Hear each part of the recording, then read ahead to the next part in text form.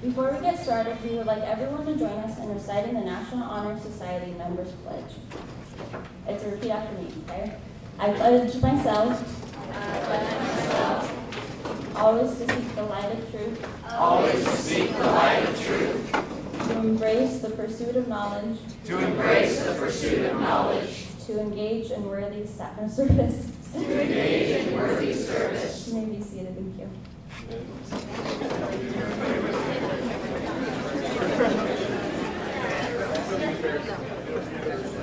Good evening, everyone. My name is Donna Jeans, and I'm this year's National Honor Society Secretary. Next year is an NHS President.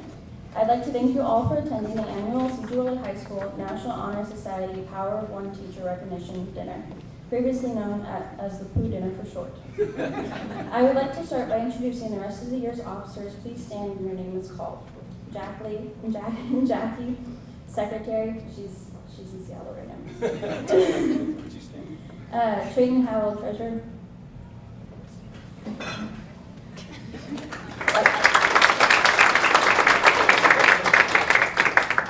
Olivia Linsky, Vice President. And Phoebe Anderson, President. I'd also like to explain why we're all gathered here this evening.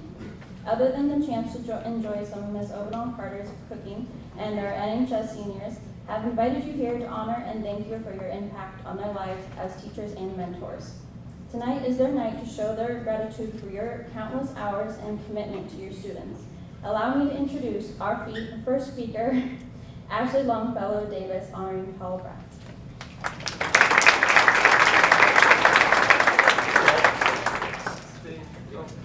We're going to have all the teachers come up at the end. You'll get your certificate. We'll clap and take some pictures, but we're going to first. I don't know if this works.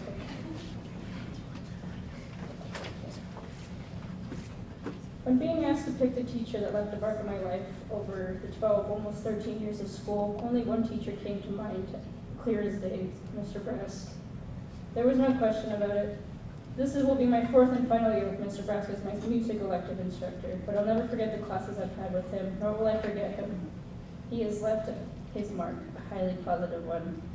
Mr. Brass teaches a variety of music classes, beginning, advanced guitar, choir, and something else. I'm not really sure. The Bulletin never really talks about it. But he puts 110% into all of them, as far as I can tell. As long as he looks like he's trying, I'll believe he's trying. Over the years, I've endured an immense amount of Princess Bride quotes and other related jokes in return for what? A fantastic musical education? Yeah. One of the kindest teachers in school? Of course. How about one of the most caring teachers? Definitely. I'm pretty sure that Mr. Brest being my teacher of choice for tonight has always been a possibility from day one of my freshman year. But it was set in stone by my sophomore. Going through some personal things in my life, it was difficult to keep going. But Mr. Brest took the time to ask me every day if I was okay, and that really helped. And it really helped me open up. Maybe a bit too much. I think I'm one of the Orchestra senior crew that's really getting on this last nerve. Just ever so slightly. I'm sorry that I forget getting my passport stamped until the day it's due. I'm getting a little bit better about it, I promise. And it's not just me. I won't say any names, but I've seen Mr. Brass show his kindness and how much he cares for his students to multitudes of different people. He's helped me, he's helped others around me, and he'll most likely continue to help future students grow and experience the best years of their lives. I'm not the only one that's grown up the past 4 years, though. I can finally say that Mr. Brass can officially play open strings on the violin without sounding like a cat that had his tail stepped on by his lap. He can even play some finger notes, too. I'm very proud of him, and how well he's improved. Maybe someday he can ditch the podium and the flying baton of death and join a burlesque concert. I believe he can make it as a second violinist by the year 2020. I'm really happy for Mr. Brass. And I lied. I'll say one more name. My older sister, Marcia, helped me prepare for all the adventures I'd had in Mr. Brass' class, the good, the bad, and the ugly of it all. But that was all from a choir student's perspective, or a perspective I never experienced firsthand, because the one time I was determined to sing at a very important event with the professional chamber singers, I was shut down immediately. That's why I promised to come back next year solely to take only choir classes and make Mr. Brass for the day he turned me down. I never really expected to have as much fun, as much memorable moments, as much experience growing into the person I am today under the supervision of this teacher and our ever-growing but still minority elective class of orchestra. Of course, I should say that all the positive points that came from her sister were all about Mr. Brask and how amazing of a teacher he was to her. With everything being said about him being positive, I came to my first day of high school with the highest expectations, and I wasn't disappointed.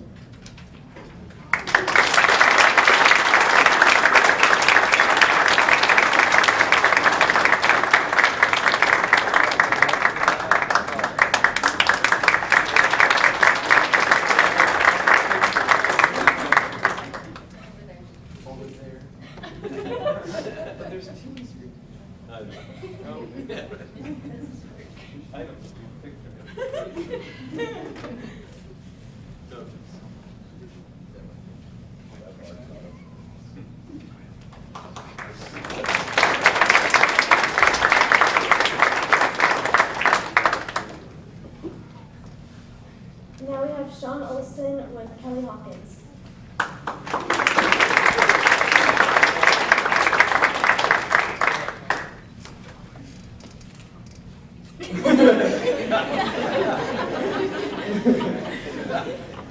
Hello, my name is Sean Olson, and during my time in this district, I have experienced such an incredible staff, all of whom supported me to achieve excellence in the classroom and beyond. I believe that without such amazing teachers to guide me, teach me, and motivate me, I would not be where I am today. So I'd like to take a second to thank all the teachers in this room for playing such an instrumental role in my life.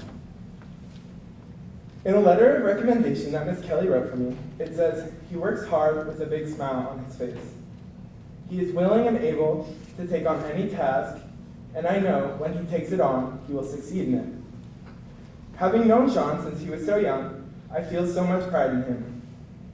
Now, writing this speech took me approximately 12 hours and countless drafts. I mean, how do I write a speech about someone who said such kind things about me? Where do I even begin?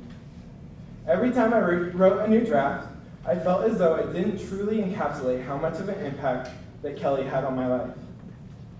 So I guess I'll start with this. I have known Miss Kelly since I was in elementary school, and over the years, she's inspired me to incite change in my own life. She has shown me what it looks like to be a compassionate leader. Miss Kelly lives her life in a way that inspires kindness and love. She shows grace to all people, a trait that I find extremely admirable. Whenever I see Miss Kelly in the hallway, cafeteria, or wherever she may be, she hugs almost everyone in sight, and she never fails to recite her signature line, "Hey, cute kiddos," which is one of her many ways to make us feel special. She truly loves all of her students, and she makes a conscious effort to make connections with all the students at the school. This past year, I had the honor to serve on the Cedar High School ASB Executive Council under her leadership as the advisor. During this time, I learned so much about what it truly means to be a leader. But the most important thing that I learned is that leadership is about the way a person lives their life, and that everyone has the capacity to be a leader. So I decided to be my truest self, truest, most authentic self, to encourage others to lead, and to be as present as possible during my final year of high school. Being present allows me to truly cherish all of the amazing experiences that senior year has to offer. As I continue my education and attend Washington State University, which Miss Kelly refers to as her happy place, I plan to be a compassionate leader in my everyday life.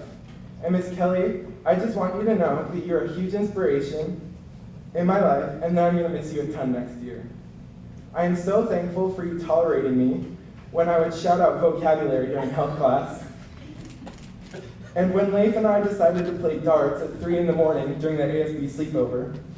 Thank you for humoring me when I would make jokes while we needed to be productive during meetings, or when I would throw markers at you when you walked into the ASB room. Thank you for being a second mom. Thank you for laughing with us, for caring about me, for rooting me on, and thank you for being someone that we can all count on. I believe that I speak on behalf of all of my peers when I say that we love you.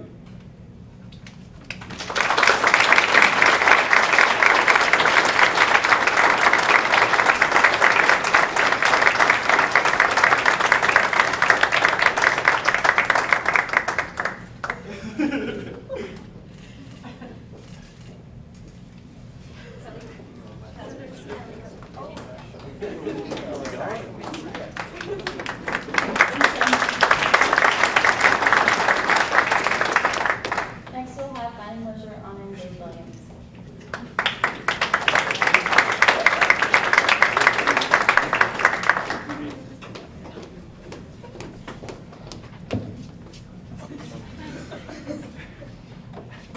Mr. Williams has taught me more than just the principle of art these past 4 years. I'm not sure if I could name everyone this evening, but I'm going to attempt to address the bigger ones. Before I get to that, I just want to thank you for being my mentor these past 4 years, for treating me no differently than any other student, for taking me under your wing. It has been such a privilege to have been able to take your classes these past 4 years. The only change I would make is to have taken them more. I was placed into Mr. Williams' class by accident, by chance. See, I tried to take one of McCart's classes my freshman year, but they were completely full. I only took Art 1 because I was really trying to avoid Intro to Fitness. I was really trying to avoid a class I knew I was not going to enjoy. So, I signed up for Art 1. I was not expecting much, maybe to take an art class once and get completely lost in the AP world.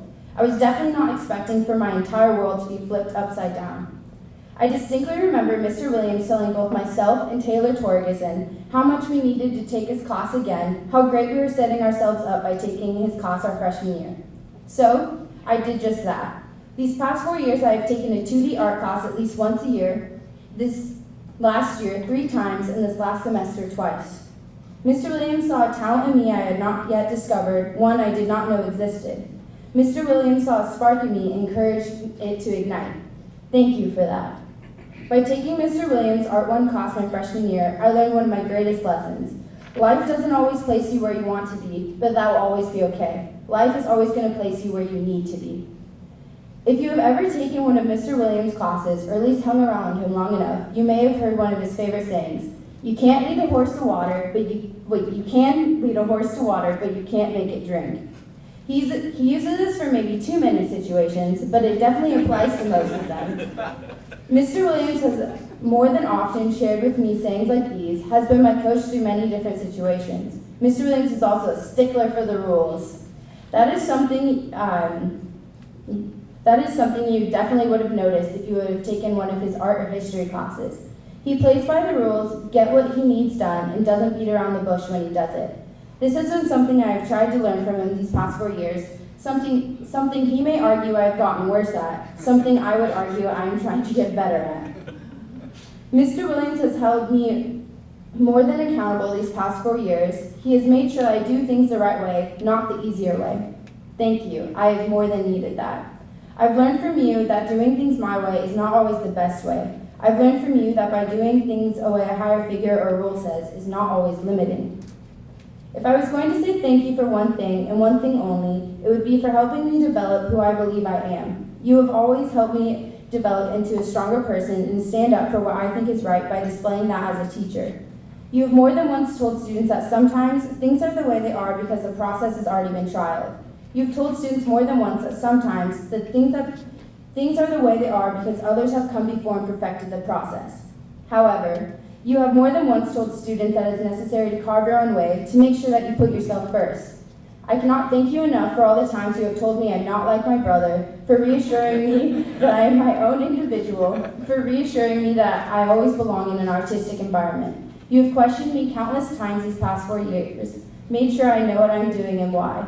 You have done this in my art pieces and my life choices, and while it gets tedious at times, you saw that I needed this. Thank you.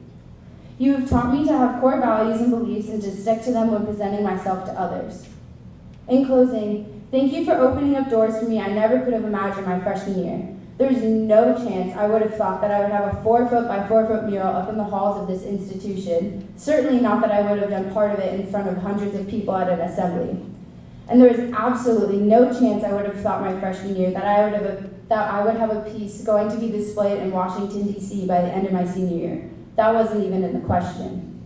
Thank you for opening me up to new situations. Thanks for having an interest in me, for questioning me, and for asking when you thought I was acting different or strange.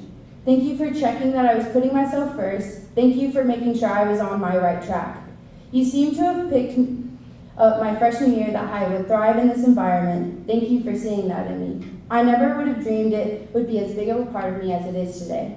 Thank you for all the lessons you have taught me. Your classes these past 4 years have meant the world to me.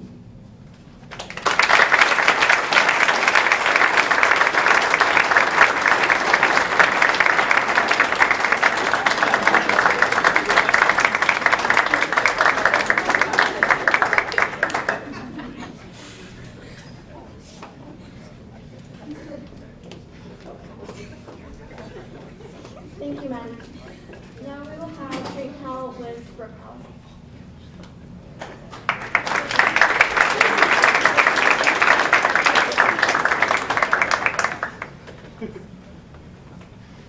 Believe it or not, I made it to the day without her finding out.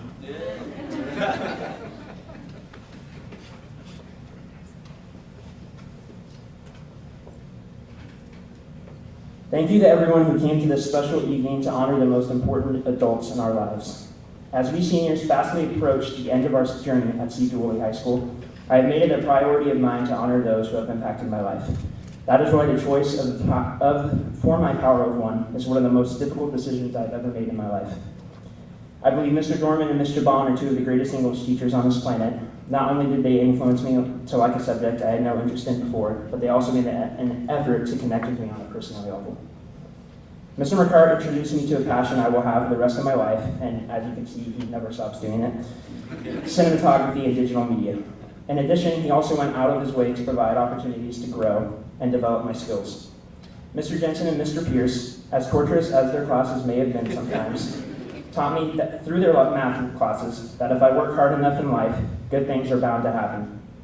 Ms. Hyman has been like a second mom to me, and Mr. Johns like a second dad. There have been so many adults that have deeply impacted me, and so many more about whom I could speak.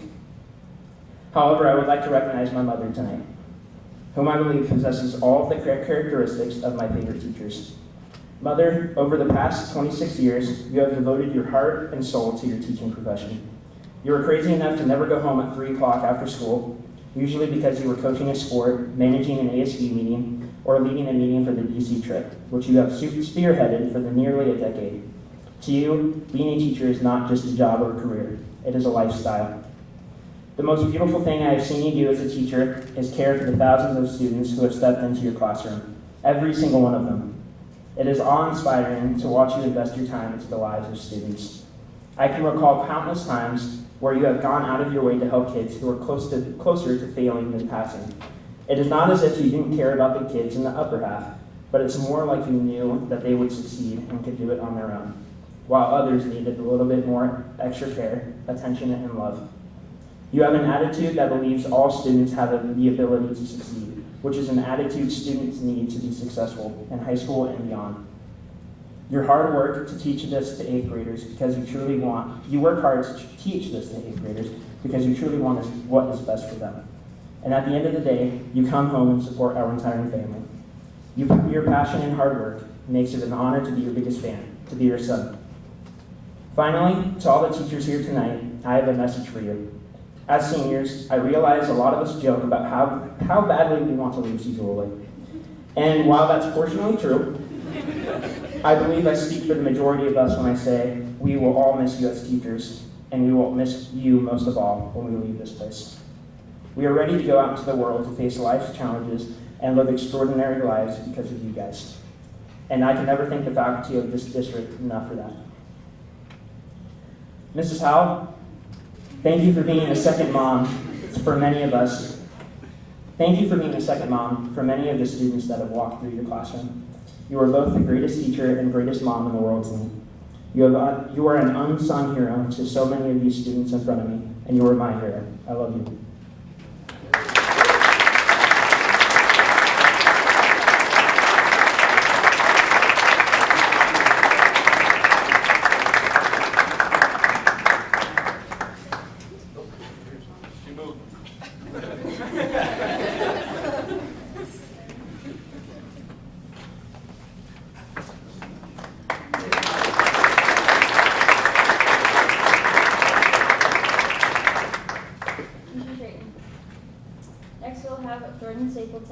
Honoring Brenda Haddon.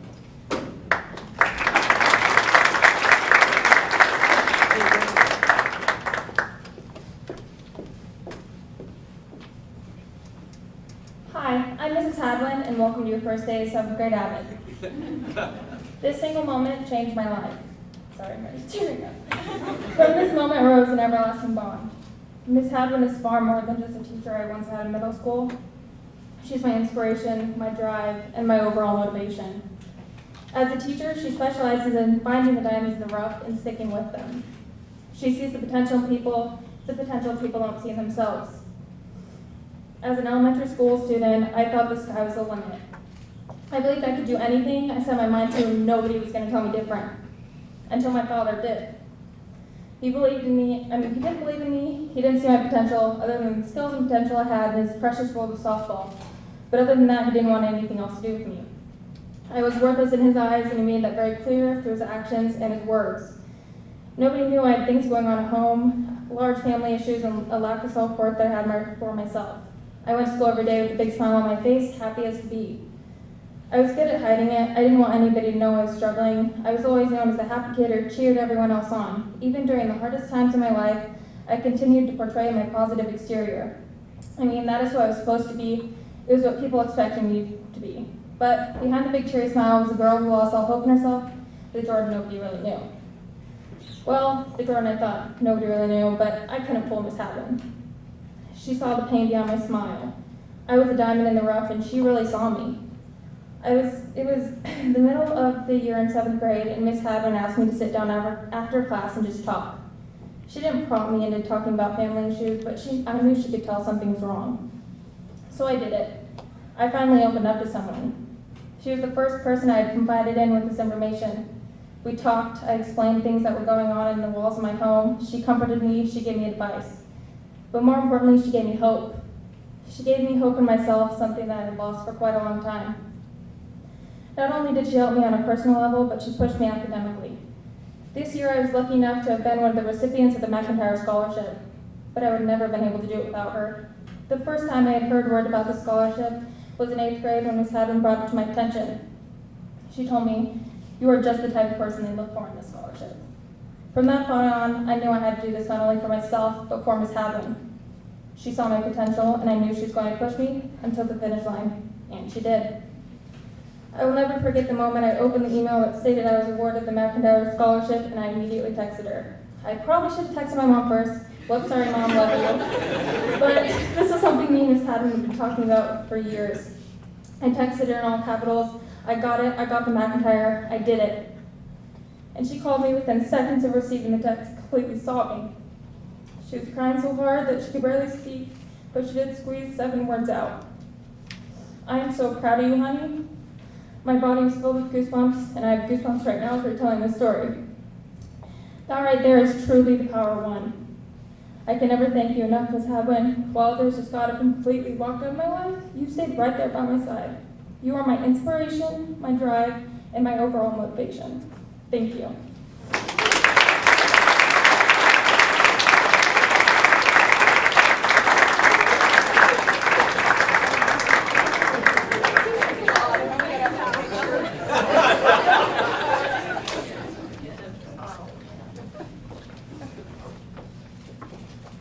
We'll do this later.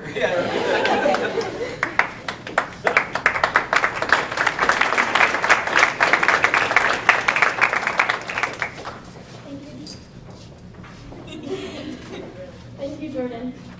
Now we will have Jocelyn Snyder and Taylor Torgensen honoring Lindsay Hyman.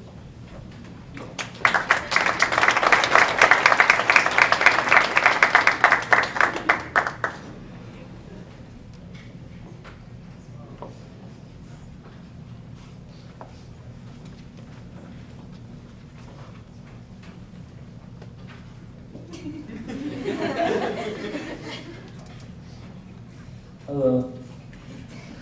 So, for those of you who do not know who Miss Hyman is, she is many things. Most people know her as the mom to all seniors. She teaches us and cares for us as if we're all her kids, and in some ways we are. She's always supportive and always pushes us to be our best. She has helped shape the lives of so many students who have come to this high school.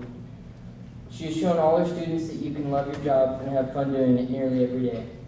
Unless that day includes SBAC testing. Mrs. Hyman had to deal with our class all year, and I mean that in itself deserves an award. I once heard that it takes a special person to light that fire, to challenge us to push ourselves.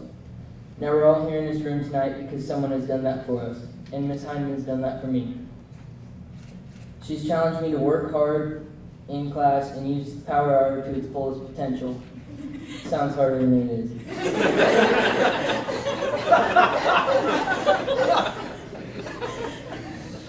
Teachers have such a difficult job dealing with kids who don't want to be there, and some who are much faster at learning than others. I've rarely met someone who is able to deal with these things as well as Miss Hyman.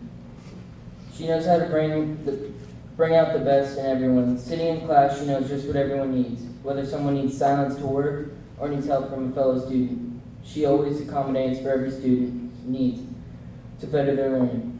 I can honestly say Ms. Hyman does not treat teaching like it's her profession, but her passion. She loves inspiring students to branch out of their caves and reach their goals. It is only because of people like Ms. Hyman that our future looks very bright, because she is teaching how to live life, how to experience joy in everything we do. This life is a gift, and she's sharing hers with us every day. Thank you, Ms. Hyman.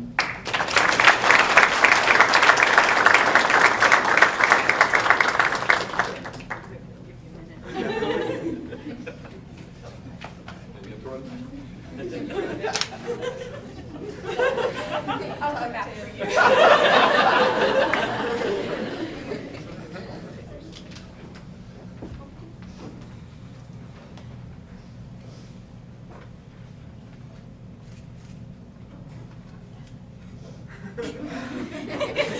I guess you can come back now. I first met Mrs. Hyman my sophomore year when she was my English teacher. Since then, she has been my college prep teacher and has volunteered to help out with the volleyball program. I immediately could see how thoughtful she was when she wrote us all a letter and asked each student to write her one back. I've learned a lot throughout high school, but I think the most important lesson was from Mrs. Hyman. Earlier this year, we did a unit on love. We learned about the differences between bad relationships and good ones, about how everyone feels and shows love differently, and how it is just as important to life as food or sleeping. This lesson was so important because it's something we don't normally learn about in school, but it is the one thing every student will need for them to have truly successful lives. And when I say successful, I do not mean a CEO of a large company or a wealthy politician. I mean that her students will be able to lead more fulfilled lives because they understand the importance of nurturing relationships with others and the impact we have on the lives around us. Throughout my own life, I may not need to know how Excel works or how to do calculus, but I will need to know how to give and receive love. Mrs. Hyman is someone who gives love unconditionally. Without a second thought, it is just who she is. She takes the time to get to know her students personally and sees the potential in each of us. She has never hesitated to go the extra mile for her students. I remember my last home volleyball game. Of course, Mrs. Hyman was there with a hug and a gift bag for each of us seniors. But it wasn't until a couple days later when I noticed a tiny envelope tucked into the edge of the bag. In it was a little handwritten note reminding me of the potential she saw in me and inspiring me to be the best that I can be, always. I can honestly say Mrs. Hyman is one of the most influential people in my life. The way she treats everyone she meets with complete dignity and respect, her actions inspire me to be kinder, more considerate, and more thoughtful of the impact my words can have on others. Mrs. Hyman comes to class every day with so much energy and positivity. No matter how stressed out or busy she is, she refuses to project that onto others. Her warm and welcoming personality never ceases to make my day better. I remember coming to the Power of One dinner a year ago and knowing even then that Mrs. Hyman is the one teacher who has had the biggest impact on my life and who I would choose to honor tonight. There is a quote by Maya Angelou. People will forget what you said, people will forget what you did, but people will never forget how you made them feel. And Mrs. Hyman, I will never forget the way you made me feel. With your unabating kindness and positivity, you truly make your students feel understood, accepted, and welcomed. And so I want to say thank you, Mrs. Hyman, for having such an amazing and deep impact on my life.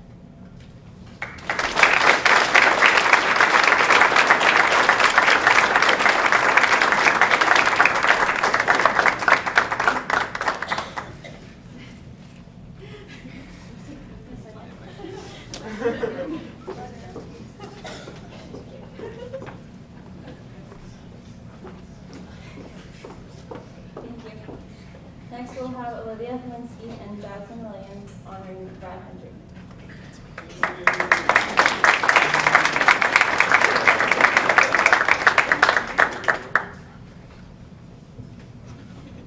I first began hearing the name Mr. Hendry when I was about 10. My two older sisters were in band, so I attended nearly all of their concerts and parades. Although I would love to be able to say that coming to these events inspired my future years of music, I can't. The truth is, during their concerts, I hid under the auditorium chairs and played games on my DS. Sorry, Mr. Hendry. However, I did eventually come to know Mr. Hendry myself.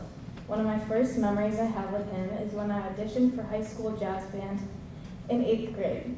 The morning of the audition, I was extremely nervous. I knew that there are still parts of the music that I could hardly play, and the last thing I wanted was to disappoint my future teacher. Sorry. So, with sweaty hands and shaky legs, I played along to the jazz track as best as I could. This entailed missed notes, no dynamic variation whatsoever, and little regard to articulation. Let's just say it was a sound only a mother could love. Although my audition was far from perfect, the first thing Mr. Hendry did was compliment me. He highlighted what I had done well and provided me with gentle advice. Those kind words were the first of many more to come, and they filled me with a sense of confidence I had never had before. I learned a lot about Mr. Hendry my freshman year. I quickly discovered that he took a particular liking to Hawaiian shirts, especially ones with mismatched buttons. I remember silently questioning his wardrobe, wondering if there was something special about Hawaiian shirts that distinguished them from the rest. Yes, Mr. Hendry still wears Hawaiian shirts, and no, after 4 years, I have not yet discovered the reason why. On a more serious note, Mr. Hendry is dedicated to his students. He is always in the band room, before school, during both lunches, and after school. and right before this meeting too, as well. I'm still convinced that he spends the night in his office every once in a while. I wouldn't blame him. I fell asleep in the band hallway once too. Everyone knows that they are welcome in the band room because Mr. Hendry is so inviting and encouraging. Several times throughout the years, I came to Mr. Hendry for guidance. He would write out chords, clap rhythms, and give me tips on expanding my range. Today, I still come to him for help or even just to rant about my Spanish class. If you were to ask me 4 years ago, I never would have dared describe myself as a band nerd. But if you were to ask me today, I would tell you that I cannot imagine my life without band, and more importantly, without Mr. Hendry as my teacher. Mr. Hendry, your dedication to music has inspired me to improve. With your help, I have transformed from a shy fifth trumpet player to a confident leader for others. I'm playing music which I never imagined I'd be able to play because of your lessons and because you told me that I could do it. You have purposefully placed challenges in front of me, and although at the moment I might have not understood why, I do now. So, thank you for making me play 5 bars of consecutive 16th notes in original suite, and thank you for making me play Feels So Good, even if I do have to play it right before prom. I never thought I'd say this, but thank you for the endless puns, the poop jokes, the movie references, and for lowering your arms so I can reach your high fives. You've shown me that approaching life from a lighthearted perspective is the best way. I hope that in the future I am as influential to others as you are to me. Thank you.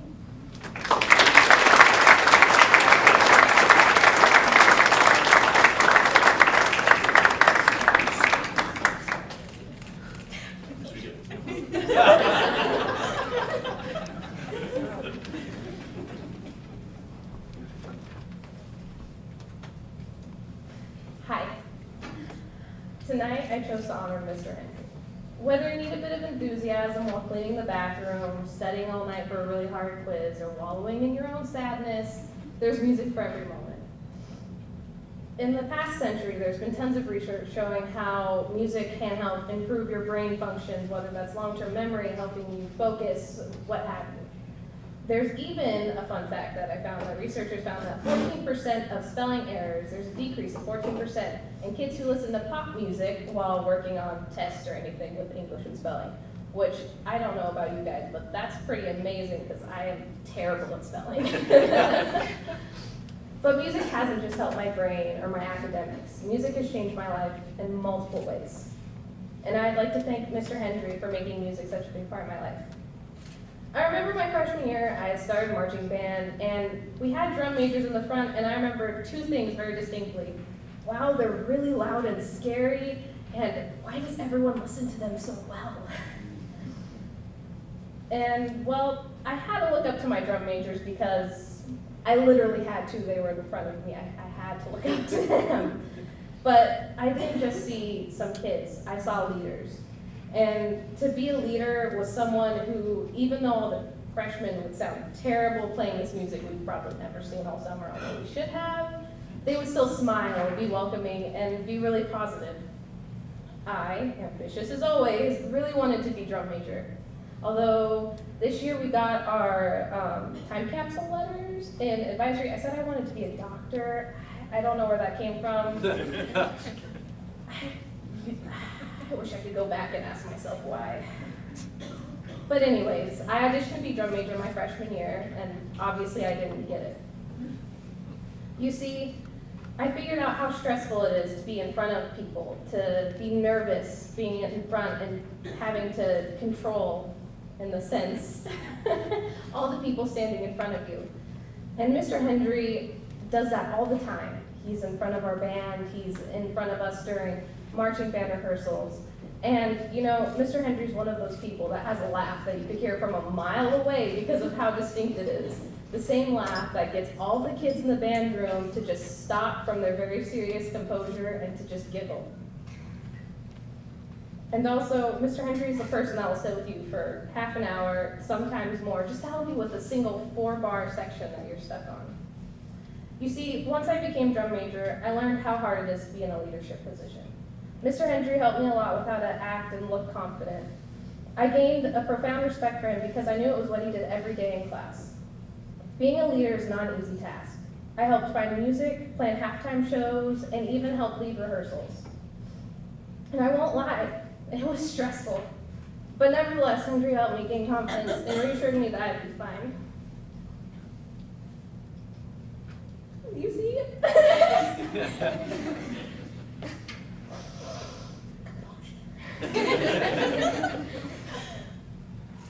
You see, I'm standing in front of you guys tonight, and I'm nervous.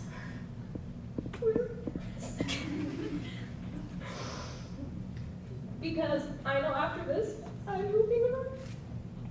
And I'm gonna go to college. I'm going to Western, actually, which Hendry really advertises.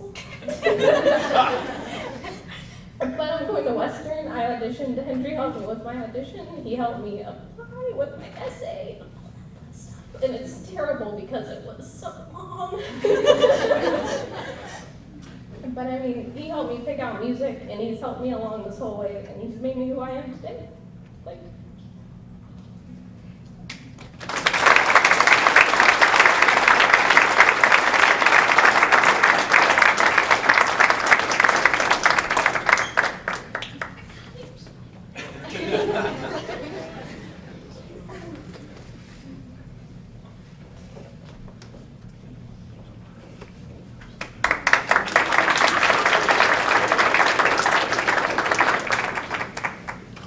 Thank you. Now we have Kevi Anderson honoring Tom Dorman.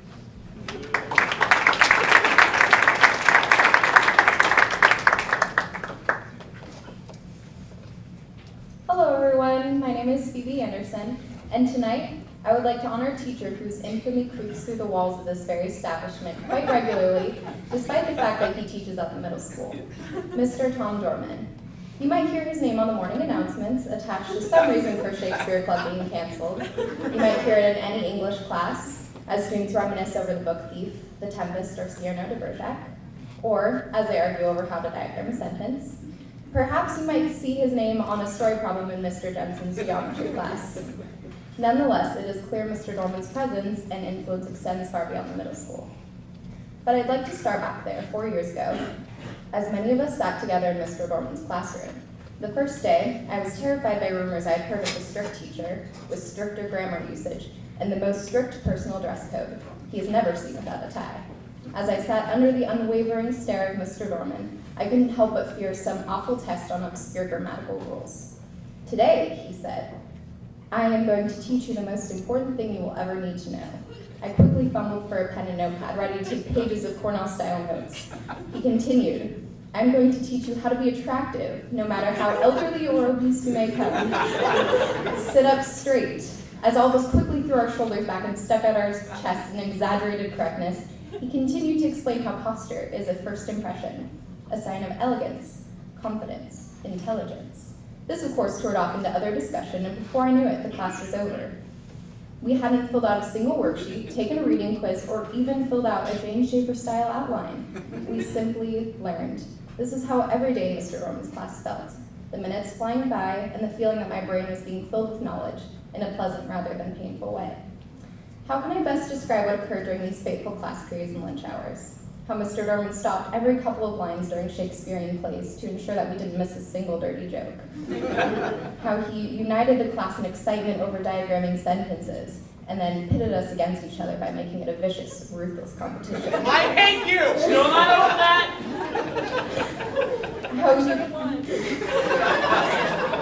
There's still some bitterness. How we personalized tests with students' names and pop culture icons such as Lady Gaga, making them more enjoyable for us, but probably a lot more so for himself. How he sparked our creativity by letting us write essays about whatever we wanted, which we were shocked to find was not the case for like the rest of high school. How he exposed us to the musical genius of My Fair Lady and Singing in the Rain, and the metaphorical significance of Rhino and Bolt. And of course, how he generously shared his emotions and tears through every novel and play and film we studied, but Cyrano in particular. All of these memories I will never forget and bring a smile to my face whenever I ponder them. But I believe what truly sets Mr. Dorman apart as a teacher is his approach to each student's individuality, not just as a learner, but as a person. For example, as I had always been used to receiving a simply filled out rubric after I turned in an essay, I was shocked to receive my first essay back covered in handwritten annotations and with a paragraph on the back with praises and criticisms. It was through these that I developed my style and voice in my writing. And when he invited a couple of us to a secret lunch meeting where he talked about parallel structure before the rest of the class got to learn about it, rhetoric became not just a tool, but a treasure, my personal secret weapon. This weapon, this treasure, this weapon of mine, you've continued to help me refine much after 8th grade year ended. I cannot recount how many essays, speeches, and applications you dissected and flourished with me, teaching me new vocabulary and rhetorical strategies each time. For this, I cannot thank you enough. But your impression on me has gone far beyond the labors of a pen. Starting the very first day in the posture lesson, you taught me the importance of how I hold myself, not in order to impress others, but to respect and motivate myself. You've exposed me to culture, be it that of musicals, poems, plays, books, ballets, and movies. You've given me a place to discuss scary things like politics, religion, boys, my future, without the fear of judgment and with the promise of excellent advice. You've shared countless stories for laughs, for tears, and often for both.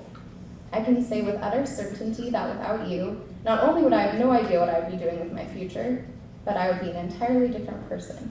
Your wisdom, stories, teaching, advice, and friendship have made me into the eloquent writer, the relentless learner, and the eager person I am today. Thank you for being this person not just for me, but for so many students who came before me, my peers, and those who follow. The influence you have makes Cedar Woolley, and wherever each of us goes, a more interesting, intellectual, and joyous place. Thank you.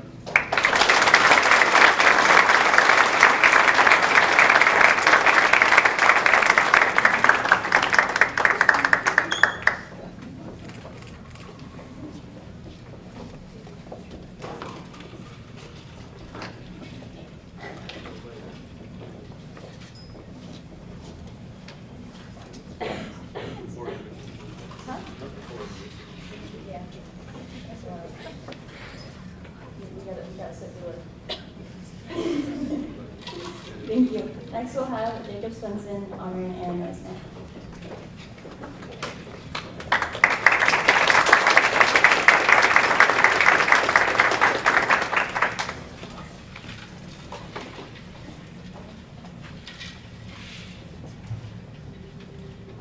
Hello, my name is Jacob Swenson, and Mrs. Aaron Rosema was my 5th and 6th grade teacher in the vision program at Cleveland Elementary. From the moment I walked into her classroom on the first day of 5th grade, I knew I would be welcomed and accepted, despite it being my first year of Cleveland. Over the 2 years of 5th and 6th grade, I got to know Mrs. Moore very well. I learned of her love for chickens, of which she had several. I also learned of her love and passion for teaching, which I experienced firsthand.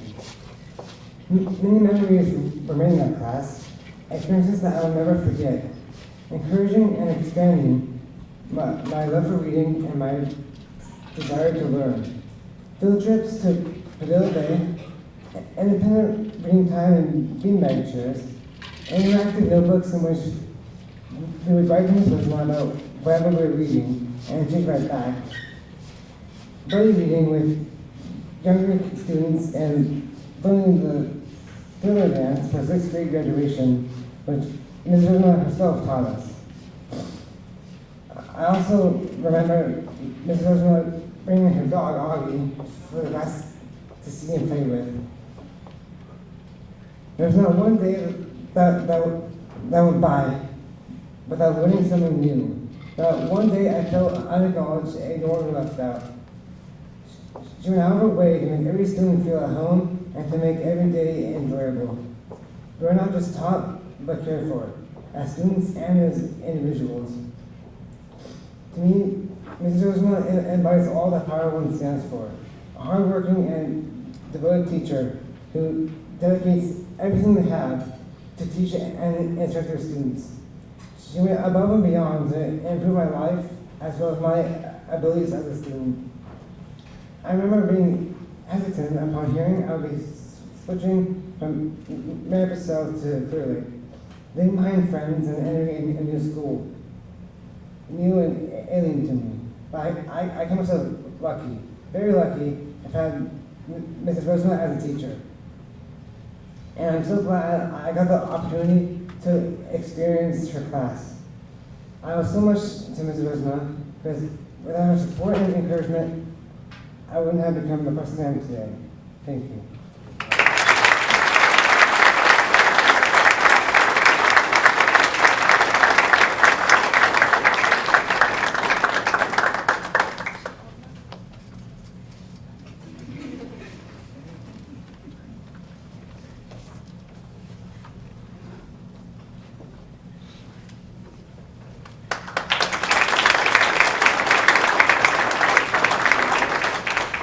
Thank you. Now we have Ashley Fair honoring Mark Chat.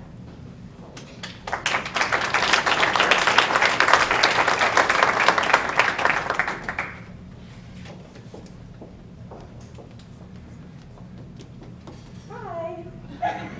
I'm Ashley, just to let you guys know, because I don't know like half of you guys, by the way. And I'm here to honor Mr. Chat. He was my 4th grade teacher at Clear Lake Elementary, and there's a lot I could say about him.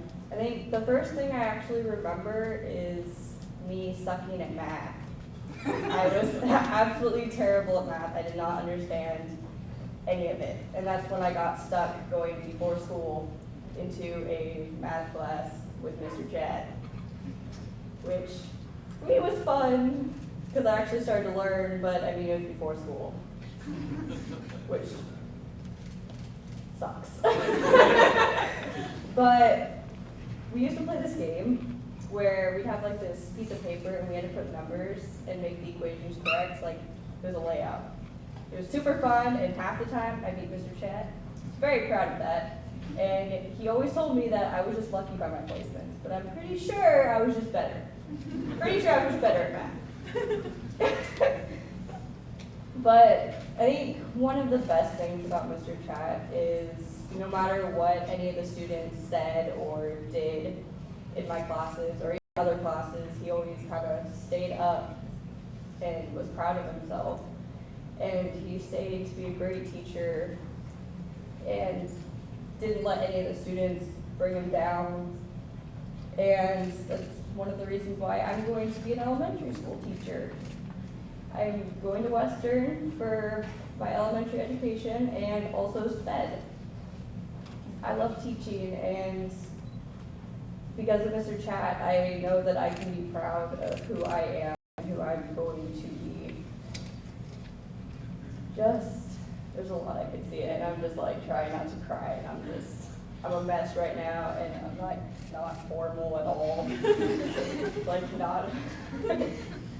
But I just want to say thank you to Mr. Chat for being one of my best friends in elementary school, even though I never talked to him since. It's been a while, so it's kind of a shock. But I just want to say thank you so much for being you.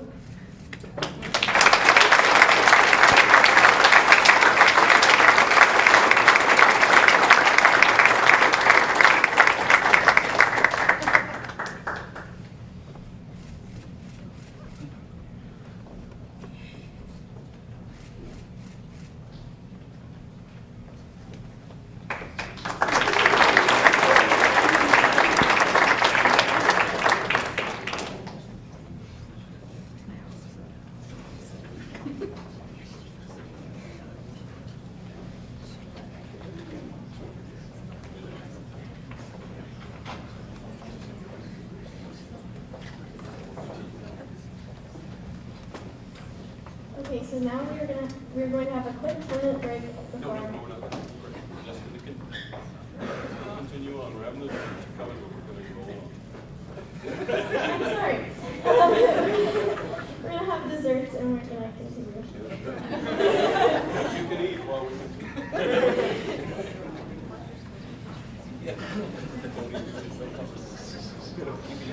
Okay, so as desserts are coming out, we'll have an Austrusma and Dan Brown come forward.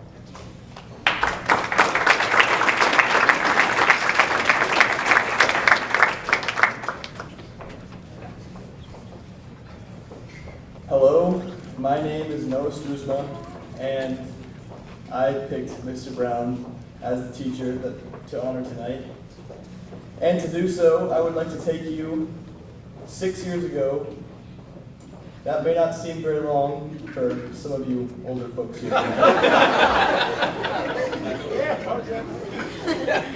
But that's a third of my life. It's long for me. This story begins at around 7:30 a.m. on my first day of middle school. I was excited, but also very nervous to be at a new school. And I was nervous that I might not fit in or meet anyone or really be happy. As I walked to my advisory class to start the day, I was looking for anyone I knew to be in my class. There were a few kids from my football team there, seated at the back, but I wasn't super close with any of them. As I sat down, I took a deep breath, and the bell rang. And that is when Mr. Brown introduced himself and took roll. Right from the first day, he was extremely welcoming, funny, and helped me to feel less nervous. That whole year, I went to Mr. Brown's class, first period, and every day he had some new joke or funny thing. His room was in one of the old buildings that was demolished to make way for the new Cascade Middle School. So occasionally, he would take his pint-sized wrecking ball, and trying to help the demolition teams, he would bang it against the wall. At one point, he asked me if I had heard of any floods coming, since my name is Noah. And I said no, with a laugh, until he told me that he was not worried, for he had his trusty water wings. I did not believe him until he actually took them out and put them on his desk. Through both of my years at the middle school, I saw Mr. Brown weekly for advisory and was always excited to go to his class. Sometimes we would chat about fishing or anything, but I was always really appreciated how easy he was to talk to and how I was able to not feel nervous and really begin to become the person I am today. So, Mr. Brown, thank you very much.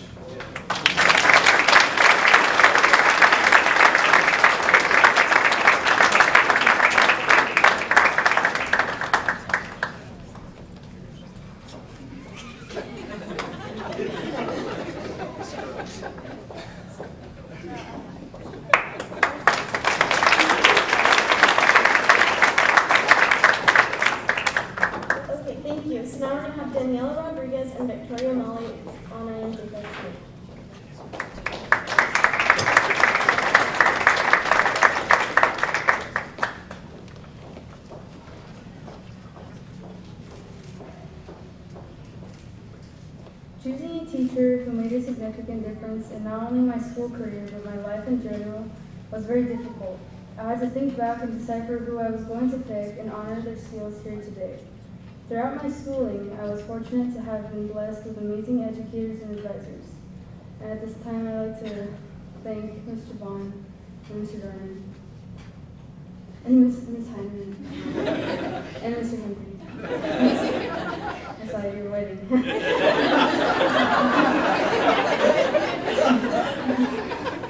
Although they all influenced my education and career goals greatly, Mr. Schmidt stood out as I am in this past school years. He will always be an important individual in my life, and that's why I'm especially grateful to have had him during my middle school years.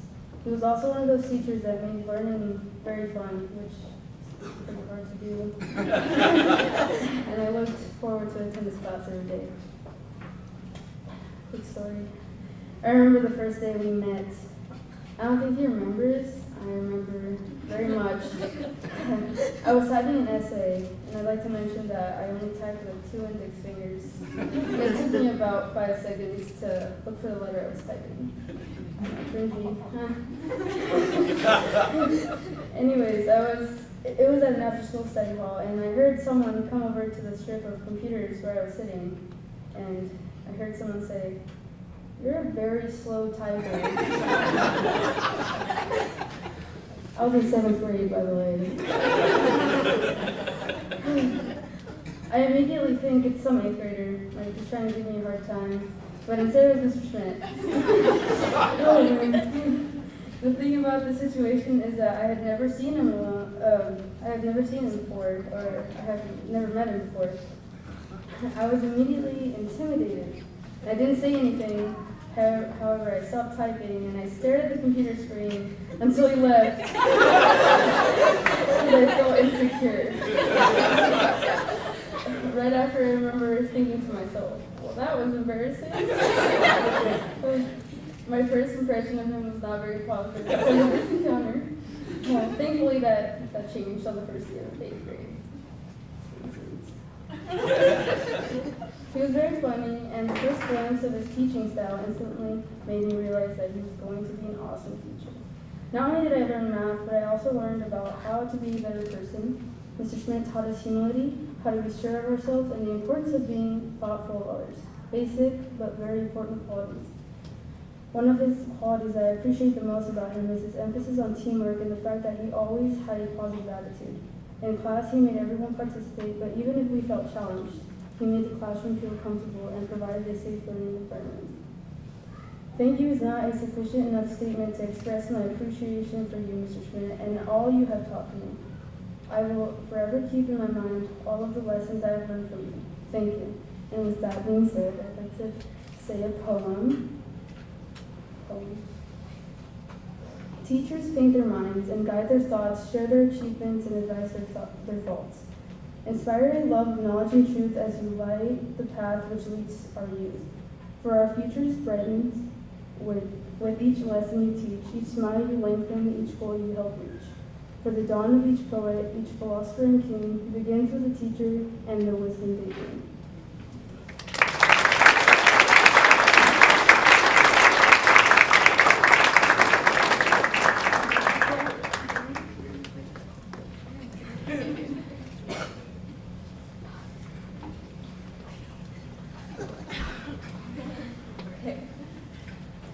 Well, I'm Victoria Molly, and I just want to let you guys know that today is May 16th, 2017, just in case you guys didn't know. But I would like to read a special letter that a teacher wrote me in the 8th grade. It's dated June 4th, 2013. Tori, thank you for inviting me to this award celebration tonight. I'm honored to be here to celebrate how far you have come this past school year. When you came into my classroom the first day of school, you were unsure of yourself mathematically, unsure if you should be in the class, afraid to ask for help, share aloud to the group, and take risks on whether or not your answer was correct. These areas of improvement are now your strengths. Your math test scores have climbed dramatically from the fall to winter and spring. Your growth was in the top 5 of any student I had in my class. The hardworking, avid student in you is displayed before school when you come in to ask about a problem, or when you work in avid, and when you ask for help in class. You have become a self-advocate and are now reaping the benefits. You are now learning at a level I knew you were capable of, and it all stems from the Word. I know we have talked about the Word a lot this school year. It was not there at the beginning of the year, but as the year went on, I began to see it. When you came into my class last week and told me that another teacher, it was Mr. Dorman, FYI, said the same thing, I think you realize that we all believe in you when you have confidence, in all caps, in yourself. You can do anything. You have grown into a model student, a student that others view as successful and organized. I am so proud of the student you have become. Continue to believe in yourself, and you will be capable of achieving whatever you envision it. It was a privilege to be your teacher this year, and I wish you the best of luck in high school. You will do great things as long as you have confidence in yourself. Mr. Schmidt. Mr. Schmidt, thank you for being the first teacher to have faith in me. You have been a true inspiration in my life since 8th grade. You have helped me transform into a young adult by believing in me and always reminding me I need to believe in myself and that I can and will accomplish anything I set my mind to. Next year, I will be attending Eastern Washington University to study biomedical engineering. I would not have been able to choose this major if it wasn't for you, and all of your dedication to constantly embarrass me. Because everyone knows I get embarrassed so easily. But I have learned many life lessons from this incredible man, from him teaching me to be a strong, independent woman, that a grade or a score I get will not control my whole life, and that one person can change anyone's whole life. I hope to have that much of a powerful impact on someone's life someday. I suffered and achieved my goals in that class, so thank you for taking those long extra minutes that turned into hours to help me over the simplest math problem, or to just let me hang out with you. It's been 5 years since I've seen Mr. Schmidt, but he left a huge impact in my life to believe in myself and others, because having confidence is one of the most important characteristics you could have in life. He taught me to never give up. My confidence levels has been rising ever since. I have a long way to go, but I hope everyone here tonight believes in themselves, because we can all do anything we set our minds to. High school is hard enough with multiple classes a day and having to keep with friends, family, sports, and a job. I'm proficient with my time management because I've set high standards for myself. Mr. Schmidt has always seen a path for me that I've never seen for myself until this year. Thank you for opening my eyes and helping me see myself and the world around me in a new lens. Thank you, Jake Schmidt, for being a leader and an inspiration to me.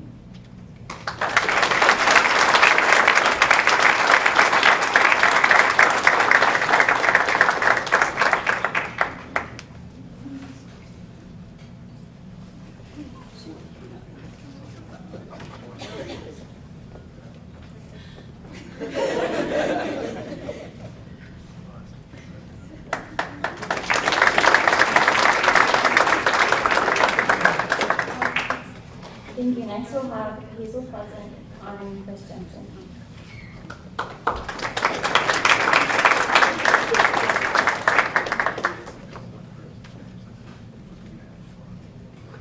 I still remember the first time Mr. Jensen pretended to jump out the window of his classroom. Yeah, the first time. But there was more than one. Someone said something stupid during geometry class, and Mr. Jensen just shook his head, walked over the window, and just climbed up on the ledge. Most of us were shocked, because I'm pretty sure it was the first month of school, and we hadn't witnessed his crazy side, aka his normal side. Thinking back on it, I'd say that would be a pretty normal day in calculus. In fact, he did the exact same thing yesterday. Except we all just laughed hysterically for a few minutes instead of staring at him like he was crazy. When I first met Mr. Jensen, I was super intimidated by him. However, throughout the years, it's turned into more of a sense of respect. I always feel like I have to do the homework he assigns, because I'll discipline him if I don't do it. In order to prepare us for the AP Calc test, Mr. Jensen would spend hours after school correcting our tests and doing other things that would help us. He cares so much about our education, and he cares about all of the students as well. He isn't the type of person to just give up on a student. He always makes time for students to come in and get help, even if he's swamped with other things. He is the type of teacher who tries his best to make class enjoyable. His teaching consists of random jokes, hilarious accents, frequent roast sessions, and just a little bit of math. Mr. Jensen had frequent migraines during the school year, but he still came to school almost every day and continued with his lessons. Even when Mr. Jensen was having a rough day, he still joked around and taught the best that he could. Even though it was a struggle for him to be there and he may have thought he wasn't teaching as well as he should, he was teaching us so much more than math. Mr. Jensen taught us about perseverance and dedication. He could have just stayed home and given us an assignment to work on, but instead he came to school and taught like any other day. I chose Mr. Jensen for this speech because he's dedicated, passionate, and perseverant. He cares about all of the students and believes we all have the power to succeed. He is always positive, no matter what life throws at him. He is someone that I look up to and have a lot of respect for. Mr. Jensen is not only the best math teacher I've ever had, but one of my biggest role models.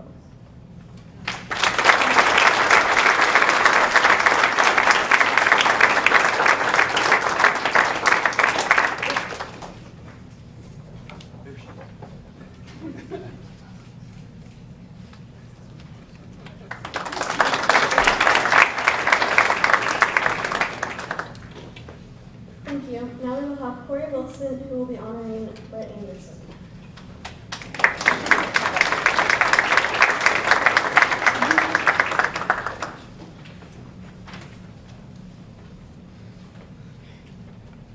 The teacher that I felt had the most unique impact on me has to be Brett Anderson.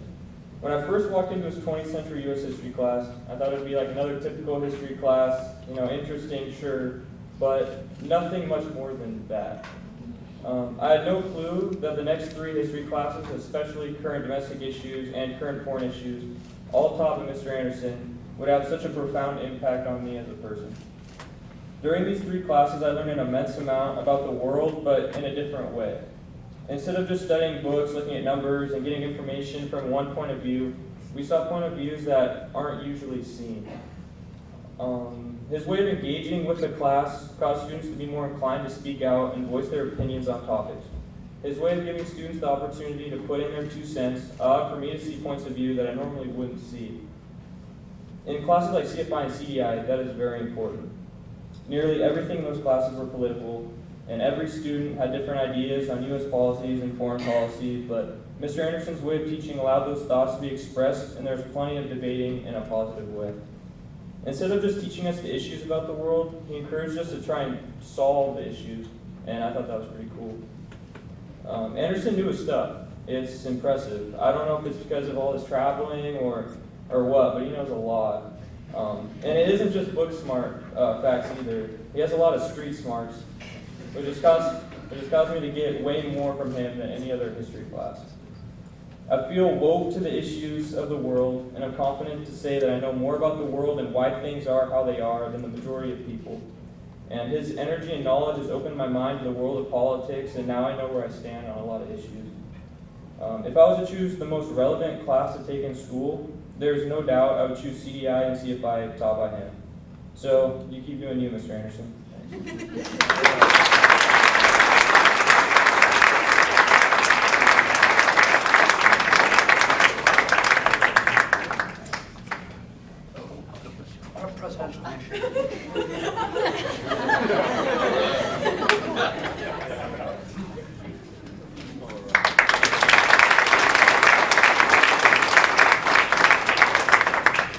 Thank you. Next, we'll have Ian Joyce honoring Delany Warren.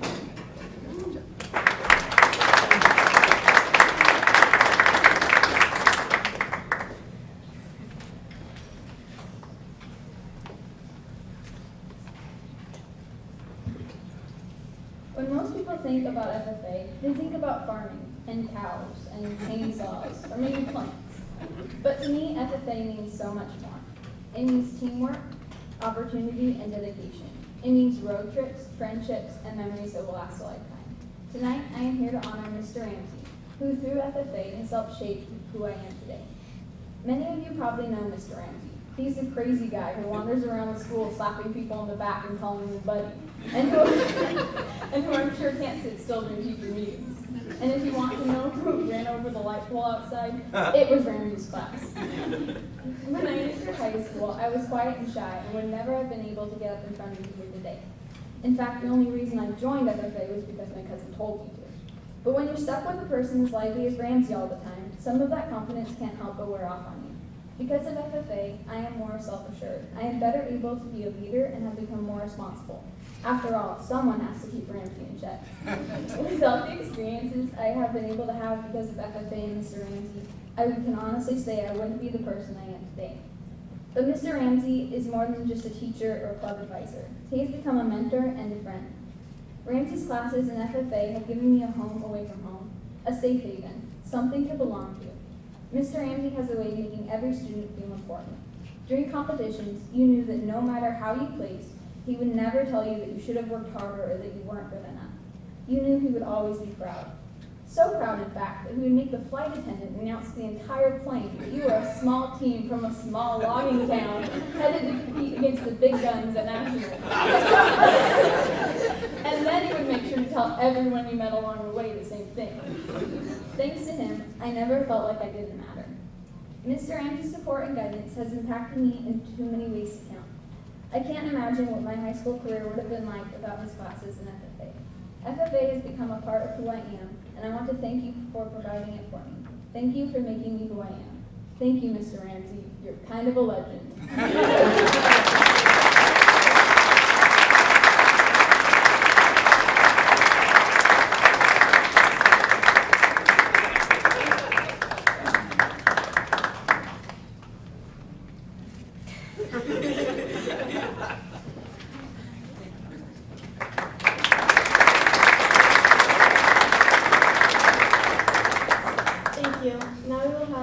Reed Trammell honoring Kyle Swanson.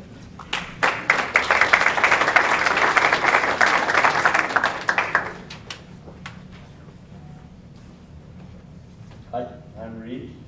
The person I have here today is Kyle Swanson, aka Swanee.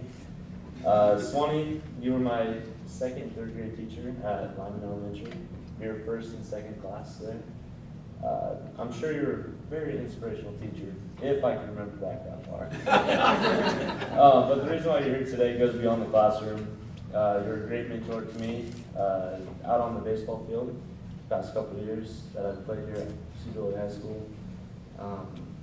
I've learned many things through you and baseball by staying positive through tough times and cheering your teammates on with ridiculous cheers that nobody really understands what they mean. You're one of those guys that can just crack a joke about anything and everything, and I admire that. But not just like random jokes either. They're the jokes that you die laughing on the floor over hours and you get an instant sense you have some abs growing under your shirt. After all these years I've been around you, I appreciate everything you've done for me. Very, very proud to call you my friend more than a teacher. Thank you.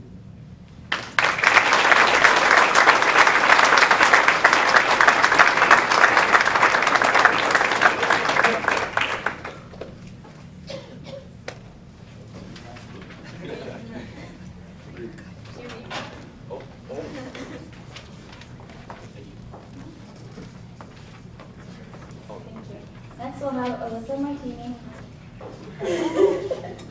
honoring Amanda Chabon.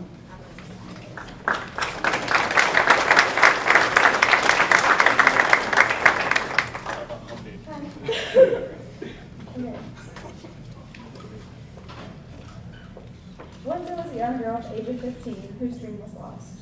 That which filled her with joy became a burden. Then she entered the 10th grade and met a teacher that showed her that her dream wasn't lost after all. It was all within her reach. The girl regained her confidence and reclaimed her dream. That girl was me, and that teacher, Mrs. Chabon.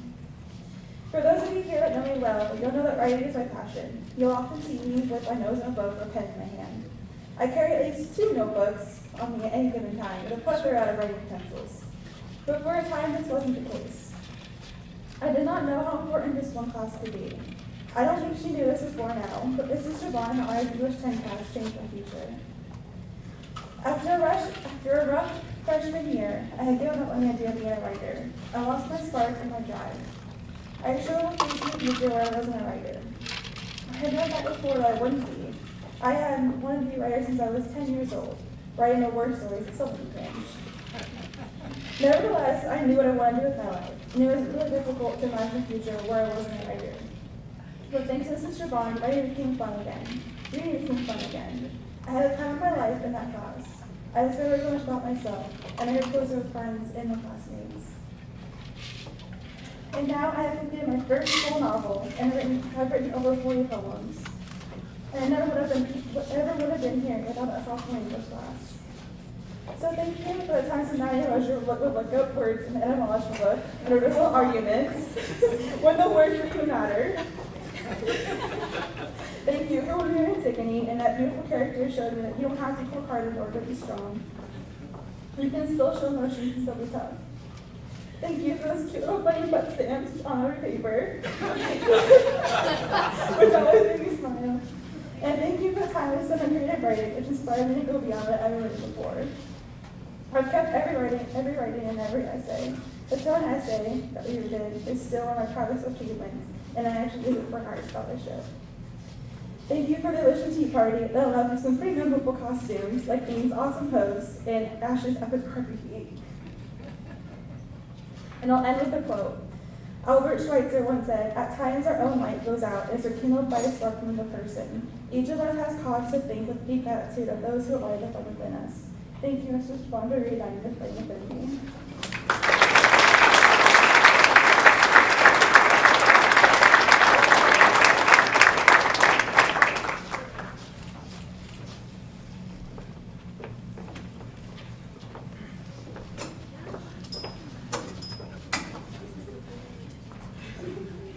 Thank you. Now we'll have Grant Lloyd honoring Robert Savatnik.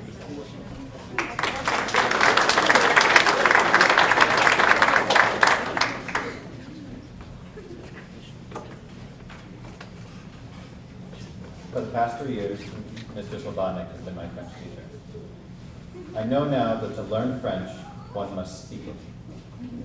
I've also thankfully learned that the beautiful French language is full of grammatical patterns that always have an exception.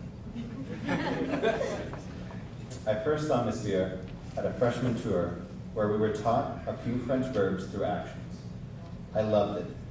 So I began my French journey starting my sophomore year, and I've been hooked on the language ever since.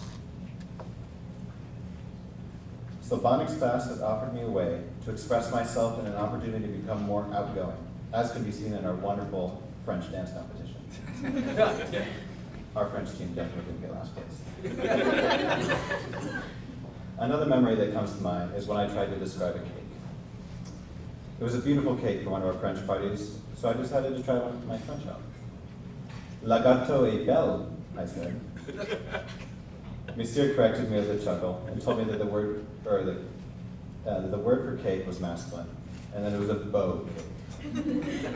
Although I will probably keep making mistakes about the gender of my French words, I will always remember la gâteau est beau.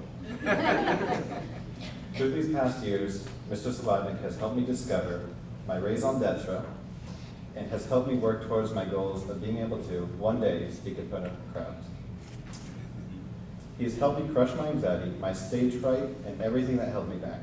My perspective on the world has changed, and my love for linguistics has grown. And for all of this, I'm forever grateful.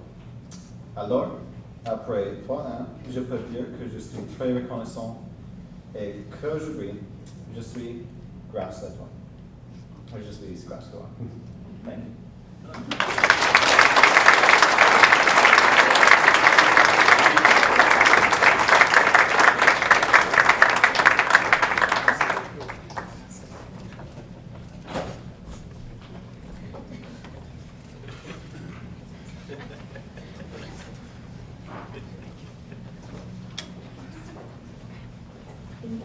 Next we'll have Cassidy Busey on Carl Theoden.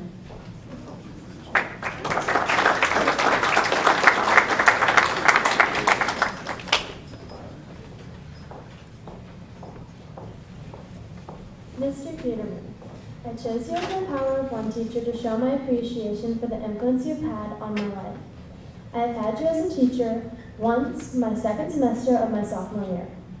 At first I was really intimidated.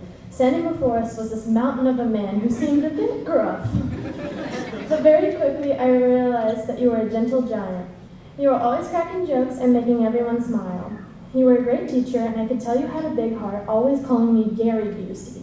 I didn't have you as a teacher for long, but you made a lasting impression. While I was in your class, you always paid attention. You often asked me how I was doing or what was new in my life. You asked me about school and sports and just stayed updated on how I was doing, but you also saw how everyone perceived me.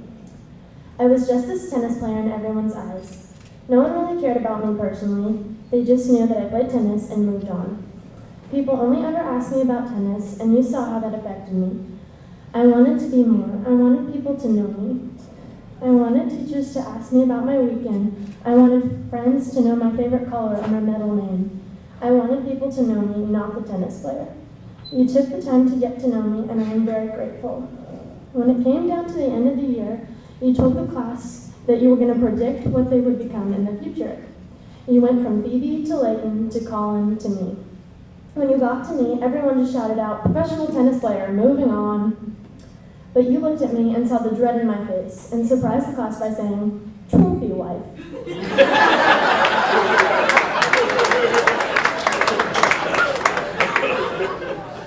I like that answer way better than tennis player. Throughout the semester, you understood me and listened to my problems. You motivated me to do my best in everything I did. On the last day of school after class, you pulled me to the side and talked to me. You told me, don't stress, no pressure. You told me don't let tennis define you. You said everyone else may see you as a tennis player because you've done well, but you are much more than that. Your words hit the mark. This short testimony has meant much more to me than people would ever think. You opened my eyes to what I could be, to what I could do, and to the fact that I could define myself.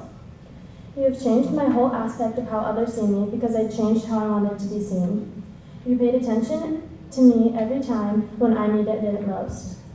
Your direction and encouragement taught me who I can be and who I want to be, and achieving my best always comes down to me, whether it means tennis, school, or life in general. Now, I know you haven't had me as a student for a couple of years now, but I'm very thankful for you, for your guidance and support throughout my entire high school career. You have continued to talk to me and stay in my life, still saying hi every time you saw me and asking how I'm doing. You have always been a light to my life, always shining a positive influence.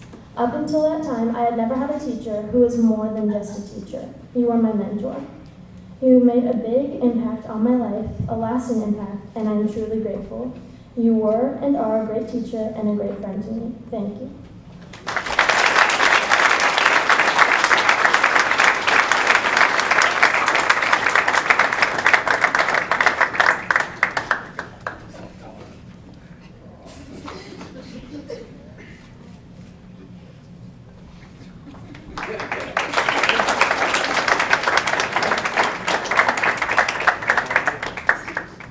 Thank you. Now we will have Courtney Davidson honoring Marshall Oglestall.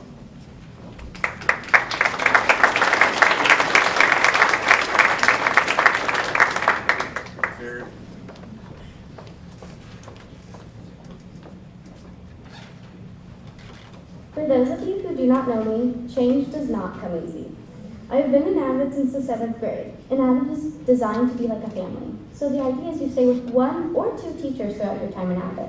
However, this was not the case for my class. Seeing as we have already had 3 Avid teachers, and we are getting a new one for our senior year. Prior to beginning my senior year at Steve McCartt High School and my last year at Avid, I was not happy about having to figure out another Avid teacher. Walking in the first day of senior year, I assumed I would not enjoy having Mr. Lowenstahl as a teacher, because I was not ready for another change going into such a big year of my life. However, on the first day, he showed that he was an easy person to talk to. Over the course of the year, I've grown to trust Mr. Lowenstahl more than any other teacher. Within the first week, he was willing to stand up for me without really knowing me, when other teachers I had in the past did not. This showed me he believed in me from the start and helped me see my self-worth.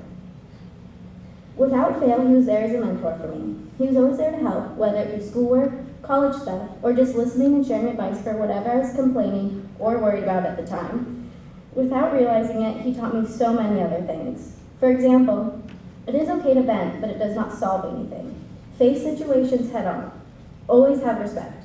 Define the relationship. Always wash your hands. Make sure to budget. And most importantly, always watch for cats when backing out of a driveway. Or just some of the many. Although they may seem silly, they portray amazing qualities like compassion, humility, humor, confidence, and countless other useful traits. Mr. Lowenstahl, even though sometimes I tell you to wrap it up or get to the point, I really do listen and appreciate all of your life lessons, and because of them, I've grown as a person this year. You continually push me to work my hardest in and outside of the classroom. You and your classroom have become a safe zone for me. I can always count on your corny jokes to make my day just a little better, even though I would never show it and roll my eyes instead. So even though I may have no sense of humor and you just never listen to me, I truly cannot thank you enough for all that you have done and put up with from me. Rock on.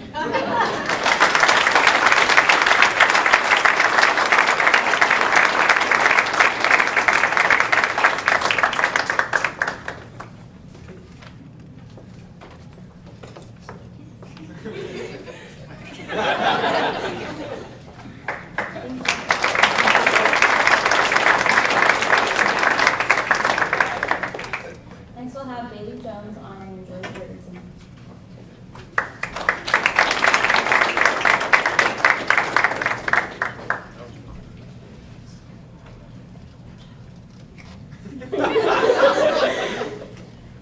I'd like to start out by addressing the abnormality in my outfit. This boxy blue, hideous blazer has spent the last year with me at way too many FBLA conferences and meetings as part of my state officer uniform.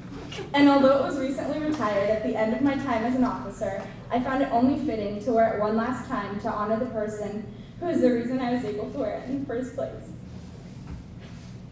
The first time I met Ms. Jorgensen, I was a freshman. Now, as a freshman, I knew one thing for sure. I really liked my comfort zone. I wasn't interested in branching out or trying anything new. But that lasted about a week for me, before I had Miss Jorgensen constantly asking me to join FBLA. I hardly knew anything about her and knew absolutely nothing about the organization, so I was quick to decline. But after many attempts to get me to join, I was finally won over by one ultimatum that she had given me. Go to one state conference and you'll be hooked. And like I would later find out, she's always right. She taught me a lot in her class. However, I'm an avid believer that a good teacher teaches you lessons in the classroom, but also teaches you lessons applicable to life. The reason I chose Miss Jorgensen was not based on an economics lesson about scarcity, but instead on her lessons on how to be a better me. Over the years, Miss J has taught me a ton, but especially in this last year, she has taught me more than I could ever imagine. At the end of my junior year, Miss J had to persuade me, again, that I was capable of taking my leadership experience to the next level in FBLA by becoming a state officer. During my time as an officer, I constantly found myself asking her for guidance in almost every situation. She taught me how to handle frustrating circumstances and people with grace and dignity. She spent way too many hours frantically writing speeches, making presentations, and then redoing them because we were both too much of perfectionists to accept our first attempt at anything. She stepped up to help me when others wouldn't, and took on work she really shouldn't have. One example in particular was when she somehow managed to help me do at least 2 months worth of work for a conference in under a week. More than anything, the lesson I learned from Miss J is that I'm capable of anything I set my mind to. She saw a leader in me that I would have never seen without her constant love and encouragement.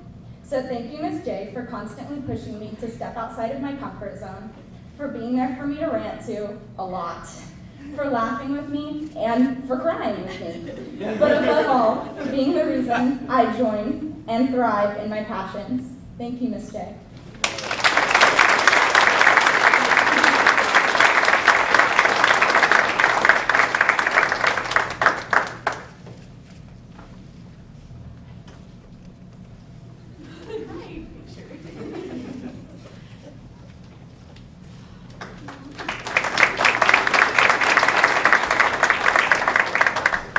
Thank you. Now we have Ashley Wood honoring Travis Jones.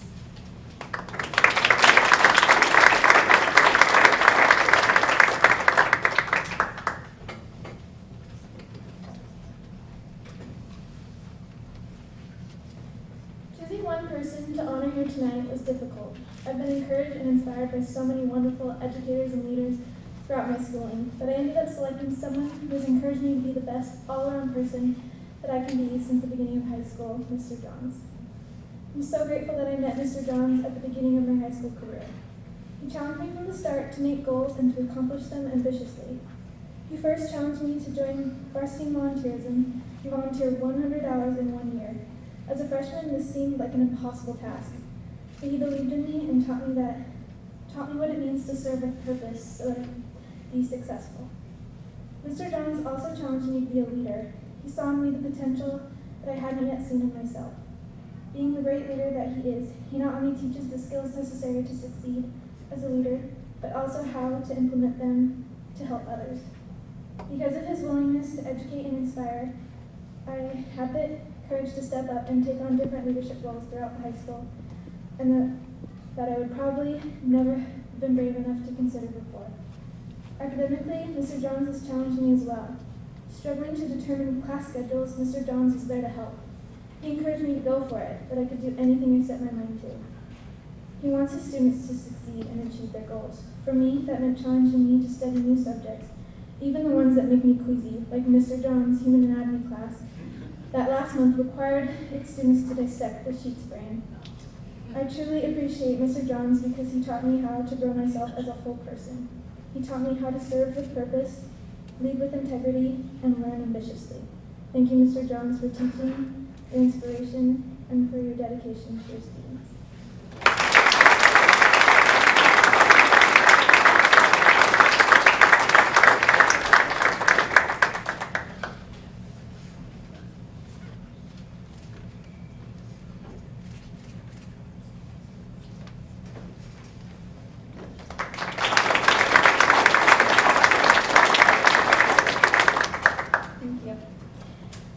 have Morgan Warren and honoring Karen O'Connor Carter.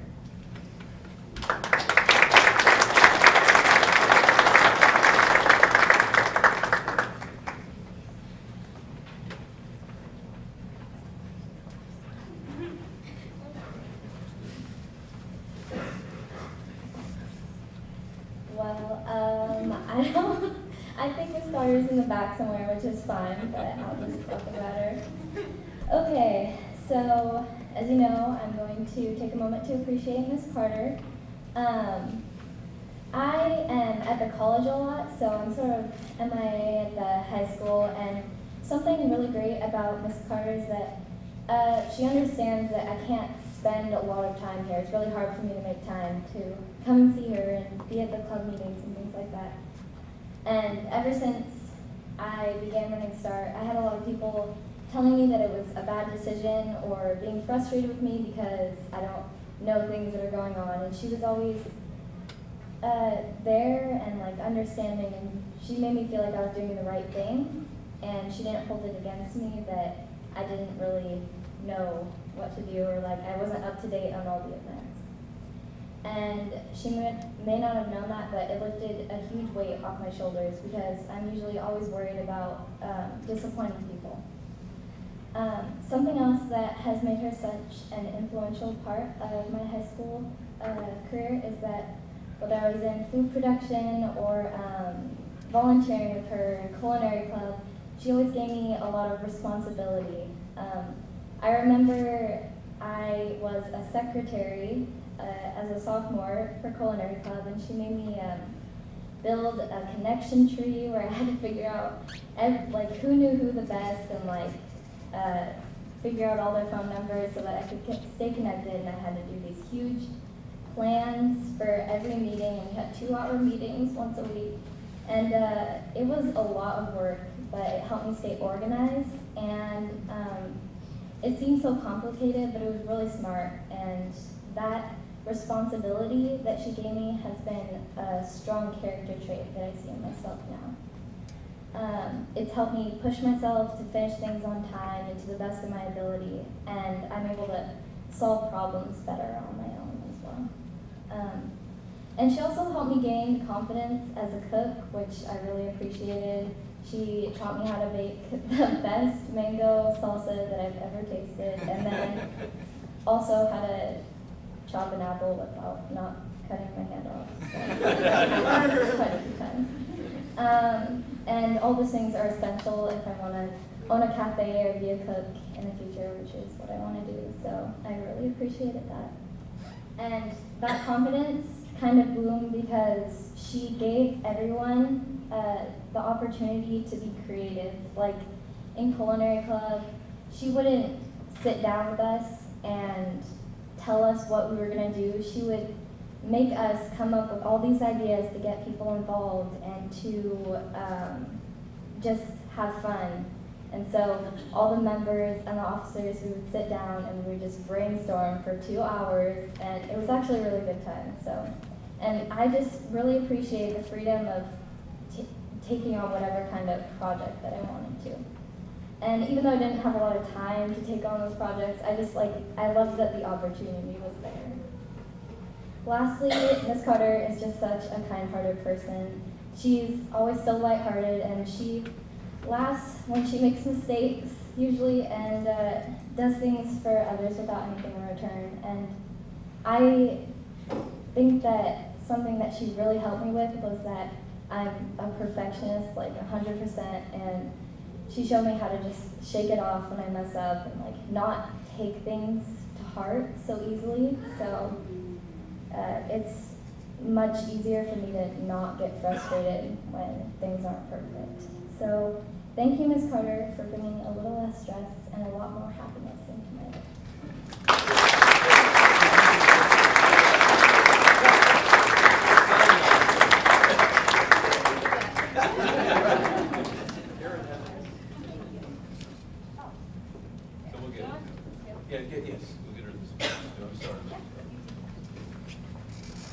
Thank you. Now we have Allison Segura honoring Karen Kinsky.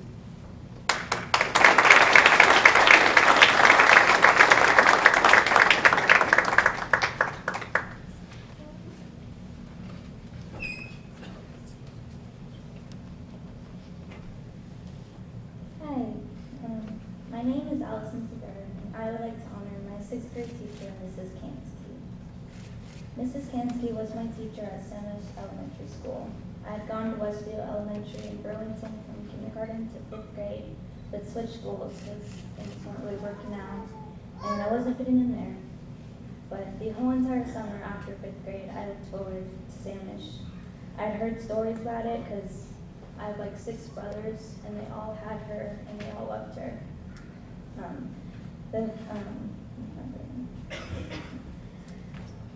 I had heard stories, and a lot of things that I heard ranged from she's the coolest teacher ever to she's the meanest and gives me the most homework. So on my first day of school, shy and timid me, I wasn't sure what to expect. The first day was a blur, and I honestly don't remember much. It was the biggest class I was ever in.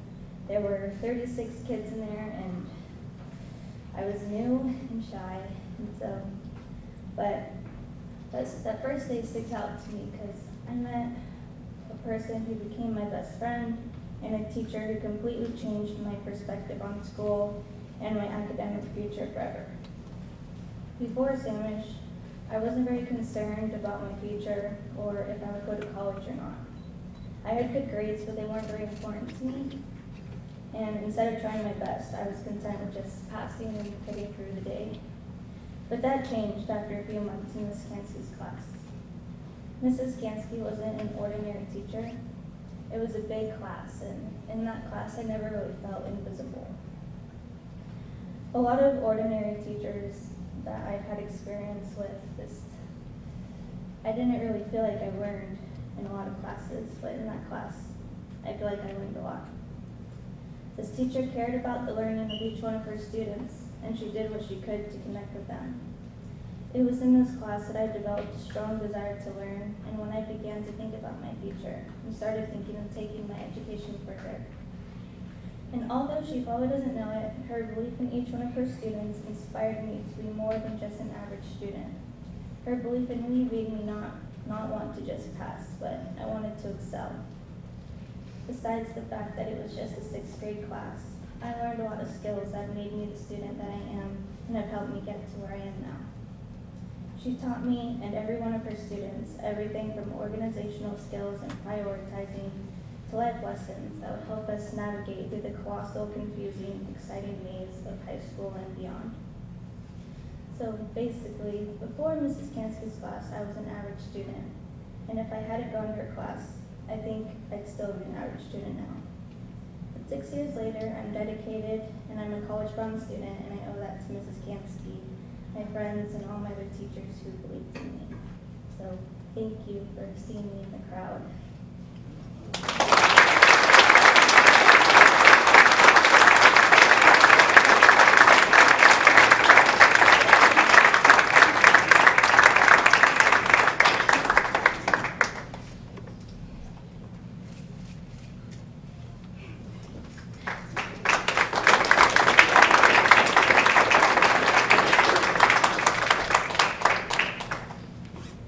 Next, we'll have Ben Smith honoring Julie Erickson.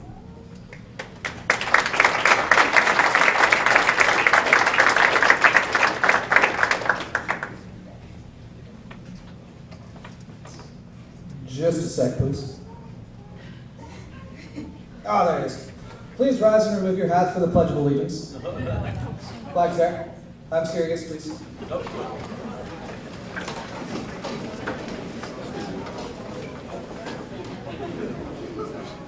I pledge allegiance to the United States of America and to the republic for which it stands, one nation, under God, indivisible, with liberty and justice for all. Stay standing. You're a grand old flag, you're a high-flying flag, and forever in peace may you wave. You're the emblem of the land I love, the home of the free and the brave. Every heart beats true for the red, white, and blue, and there's never a boast nor brag. Should old acquaintance be forgot, keep your eye on the grand old flag. How else would you start a day of school in the first grade? Ladies and gentlemen, that is what Miss Erickson did every day, every morning to start off the day right. Hi everyone, it's good to see you all. And it's especially good to see you. It's been a while, yeah? It was a really, really difficult decision to make, to see who I would pick for my power of one. I could have easily picked Mr. Dorman. I could have easily picked Mr. Jensen. I could have easily picked Mr. Bradley. I could have very, very easily picked Mrs. Kansky. But the thing is, I wouldn't have appreciated any of them without Mrs. Erickson. I've had several fantastic teachers throughout my career in the Cedar Woolley School District. I realized, though, that I wouldn't appreciate what they taught me had it not been for Mrs. Erickson. What she taught me is that I could calm down. She taught me I could approach any situation with an open mind. And she taught me that there should not be one favorite subject. Mrs. Erickson was the very first teacher that I had that really engaged my head and made me want to learn more no matter what subject it was. I wanted to read. I wanted to write. I wanted to solve math problems. I wanted to do science. I wanted everything. Mrs. Erickson gave it with a smile. She was the first teacher I had who taught me that it's what's in my head is what's important, and not what other people think. She was the most welcoming soul I have ever met.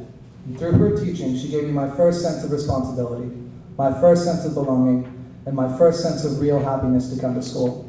And for this, she is the true demonstration of the power of one. But now I have some catching up to do. So since we last spoke, I've taken up the cello, and I've done a couple cool things with that. I've taken 3 European tours. Actually, I'm working on my 3rd one this year. We've had some benefit concert series. You guys should come on Father's Day to Trinity Anglican Church for our last benefit concert of this series, because I really want to go to Finland. I've taken up singing, including rock, opera. I was in Carmen with Mr. Slobodnik, and I've taken up yodeling. I am dead serious. Still reading. We just got done with the AP Lit test, and it was murder. I've been accepted to Western for cello performance and will begin their fall quarter, and live after high school is looking good. Mrs. Erickson was the foundation of success for me, and for that I'm forever grateful. But to illustrate that, here are some of the most important lessons I learned in the 1st grade that I'm taking with me to college. 1, no matter what anyone tells you, no matter what anyone leads you to believe, and no matter what anyone will say, there is no greater lesson to be learned than how to properly pronounce Tiki Tiki Tembo, No Sa Rembo, Kari Pari Ruchi Pip Harry Pembo. 2, it is okay to like Barney.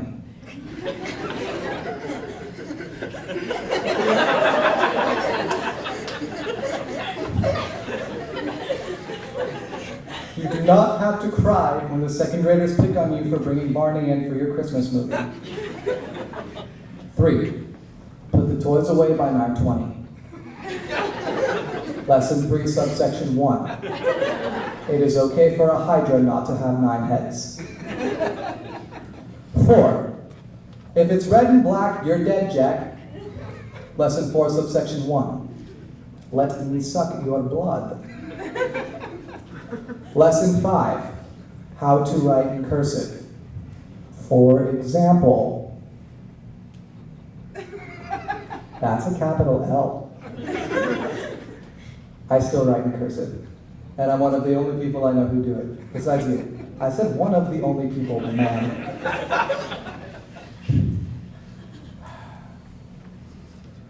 I assure you, I will take these to my grave. Thank you, Mrs. Erickson, for teaching me these and showing me and everyone here what the power of one really looks like.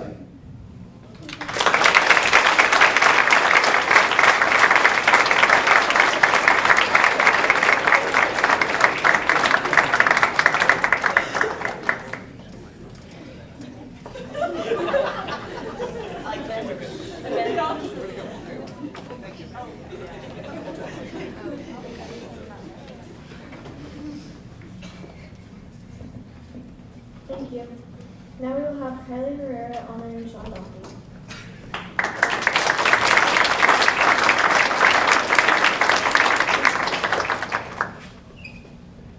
Toward the end of our 8th grade year, we got to meet our future high school AVID teachers. 2 of them came in to speak with us, and I knew which one I wanted almost immediately. He seemed like a kind person I could get along with, learn from, and genuinely excited to meet. But I got the other one. Freshman year was the first time I met you, Mr. Dawson. We were your first AVID class. We could see the excitement in your eyes, and you were ready to take off your new class of well-behaved students. You came armed with new information from your AVID training that we know you loved so much. Unfortunately, you had your work cut out for you. I'm sure after a few days, the thought, what did I get myself into, crossed your mind more than once. Our class exemplified every teacher's worst nightmare, full of insubordinate, immature students. Looking back, I'm not sure why you didn't quit and how you continued. Our relationship started with a mutual hatred towards each other. We were the worst of enemies and argued several times a day. Freshman Kylie was negative, malignant, and had a little bit of an attitude problem. One day, my attitude had gotten so out of hand that I was kicked out of class. But the conversation we had in the hall that day is one I will remember forever. That day, you told me I was a leader people looked up to. It was ultimately up to me whether I used my influence to impact others in a positive or in a negative way. In true nature of a young teenager, I knew everything better than anyone else, and I didn't believe you. You saw in me something I hadn't yet seen in myself. You saw my potential. After coming to this realization, I set out to be a better me.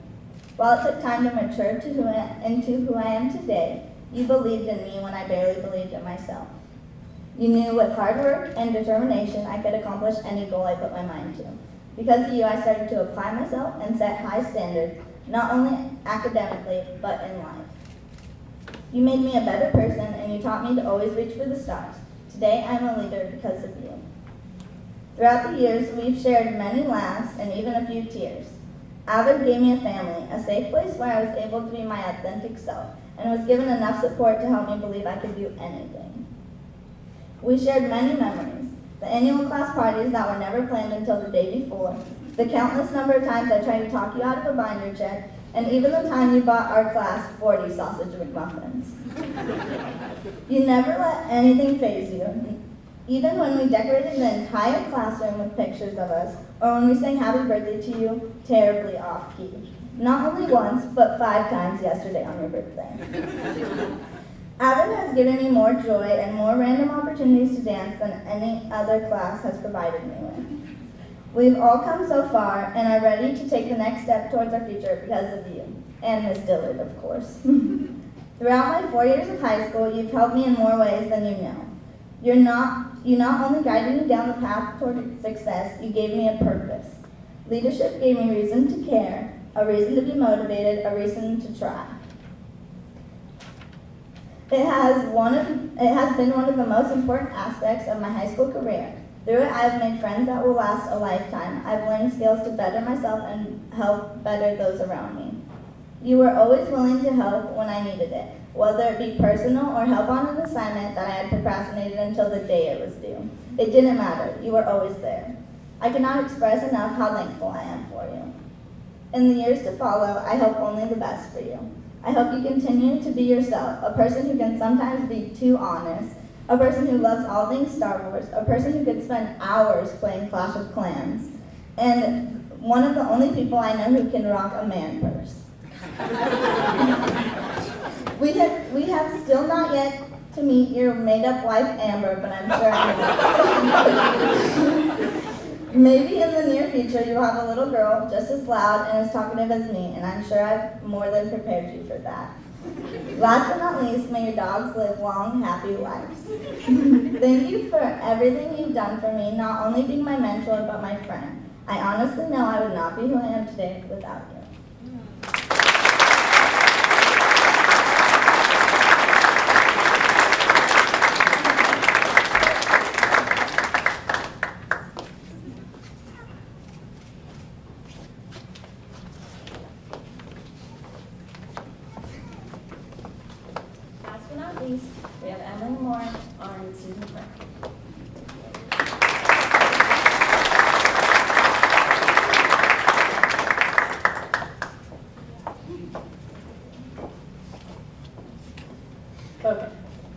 before I get started, I would just like to make it noted that I was accidentally left off the list for tonight, and I blame that all on the fact that I chose Mr. McCartt.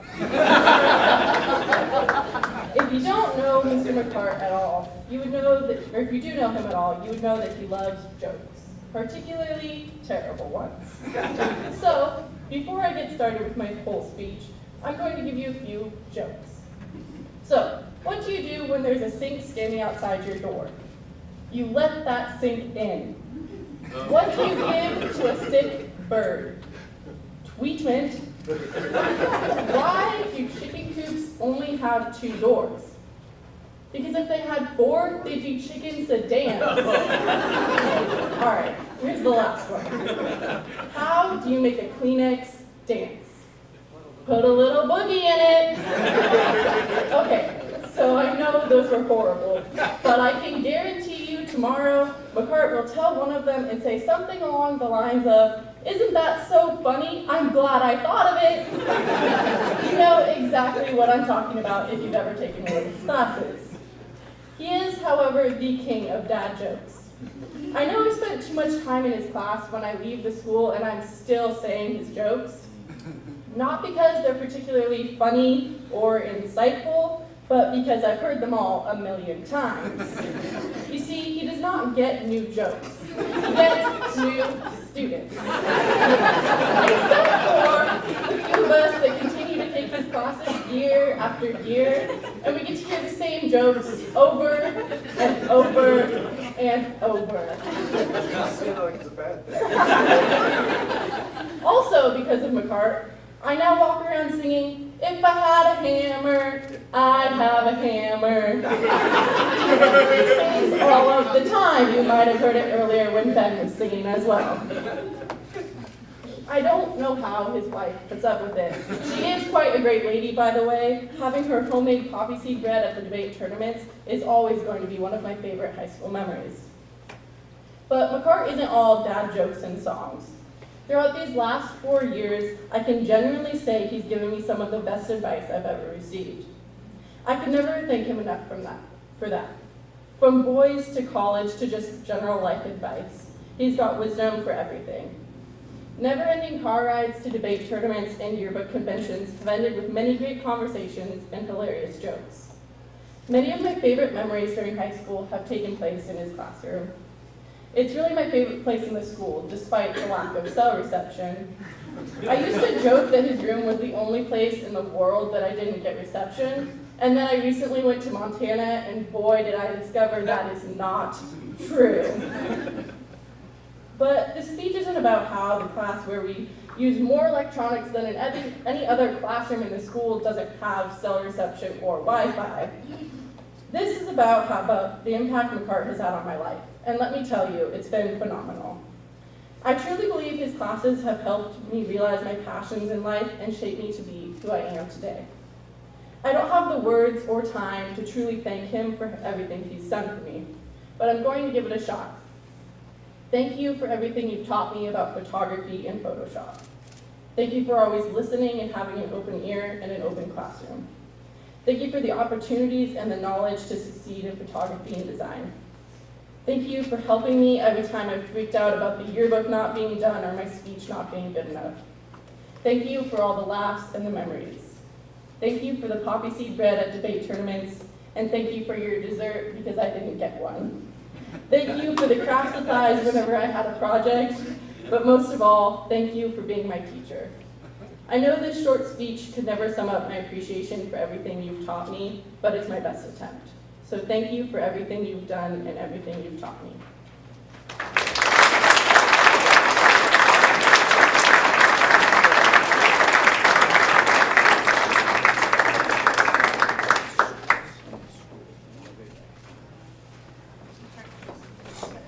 Oh, you do get a certificate. Yeah, it says Dave Williams on it. Wait, what? It does say Dave Williams. And being in Mr. McCart's class, I can verify those are all true. Okay, so before we go, I would like you to join me in thanking Ms. Nita and Ms. Carter for all the hard work they're putting in putting into this night, and all of our speakers for making tonight possible.